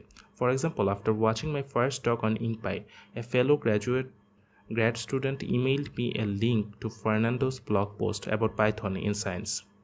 That email encouraged me to reach out to Fernando, and who would later inspire me to improve InkPy and then to invent CDE. Over a year later, my Google Tech Talk on CDE directly led to my super chill summer 2011 internship. 15. Sell. I spent the majority of my grad school days heads down grinding on implementing research ideas, but I recognized that convincingly selling my work was the key to publication, recognition, and eventual graduation. Due to the ultra-competitive nature of the paper publication game, what often makes the difference between an accept and a reject decision is how well a paper's marketing pitch appeals to reviewers' tastes. Thus, thousands of hours of hard grinding would go to waste if I failed to properly pitch the big picture significance of my research to my target audience, senior academic colleagues. More generally, many people in a field have good ideas, so the better salespeople are more likely to get their ideas accepted by the establishment. As a low status grad student, one of the most effective ways for me to sell my ideas and projects was to get influential people, famous professors such as Margot, excited enough to promote them on my behalf. 16. Generously provide help. One of my favorite characteristics of the PhD experience was that I wasn't in competition with my classmates. It wasn't like if they did better, then I would do worse, or vice versa. Therefore, many of us generously helped one another, most notably by giving feedback on ideas and paper drafts before they were subject to the harsher critics of external reviewers. 17. Ask for help. Over the past 6 years, I became good at determining when, who, and how to ask for help. Specifically, whenever I felt stuck, I sought experts who could help me get unstuck. Finding help can be as simple as asking a friend in my department, or it might require getting referrals or even cold emailing strangers. 18. Express true gratitude. I learned to express gratitude for the help that others have given me throughout the years. Even though earning a PhD was a mostly solitary process, I wouldn't have made it without the generosity of dozens of colleagues. People feel good when they find out that their advice or feedback led to concrete benefits, so I strive to acknowledge everyone's specific contributions whenever possible. Even a quick thank you email goes a long way. 19. Ideas beget ideas. As I discovered at the end of my first year, it's nearly impossible to come up with substantive ideas in a vacuum. Ideas are always built upon other ideas, so it's important to find a solid starting point. For instance, the motivations for both InkPy and SlopPy came from my frustrations with programming-related inefficiencies I faced during my 2009 MSR internship. A year later, some of my ideas for extending InkPy, mixed with Fernando's insights on reproducible research and Dawson's mention of Linux dependency hell, led to the creation of CDA. Also, ideas can sometimes take years to blossom. Usually, after several false starts, I started pondering burrito-like ideas during my second year, and then at the end of my fourth, but it wasn't until my sixth year that I was able to solidify those fuzzy thoughts into a real project. 20. Grind hard and smart. This book is named The PhD Grind because there would be no PhD without 10,000 hours of unglamorous, hard-nosed grinding. This journey has taught me that creative ideas mean nothing without the extreme effort to bring them to fruition. Showing up to the office, getting my butt in the seat, grinding hard to make small but consistent progress, thus taking breaks to reflect and refresh, then repeating day after day for over 2,000 consecutive days. However, grinding smart is just as important as grinding hard. It's sad to see students blindly working themselves to death on tasks that won't get favorable results, approaching a research problem from an unwise angle, using the wrong kinds of tools, or doing useless errands. Grinding smart requires perceptiveness, intuition, and a willingness to ask for help. Finally, I'll end by answering a question involving the F word. Was it fun? Some aspects of the PhD experience were very fun. Coming up with new ideas was fun, sketching out software designs on the whiteboard was fun, having coffee with colleagues to chat about ideas was fun, hanging out with interesting people at conferences were fun, giving talks and inciting animated discussions was fun, receiving enthusiastic emails from CDE users around the world was fun, but I probably spent only a few hundred hours on those activities throughout the past 6 years, which was less than 5% of my total work time.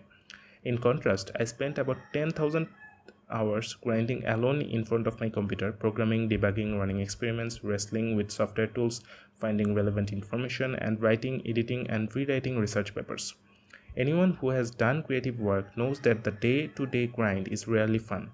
It requires intense focus, rigorous discipline, keen attention to detail, high pain tolerance, and an obsessive desire to produce great work. So, was it fun? I'll answer using another F word. It was fun at times, but more importantly, it was fulfilling. Fun is often frivolous, ephemeral, and easy to obtain, but true fulfillment comes only after overcoming significant and meaningful challenges. Pursuing a PhD has been one of the most fulfilling experiences of my life, and I feel extremely lucky to have been given the opportunity to be creative during this time.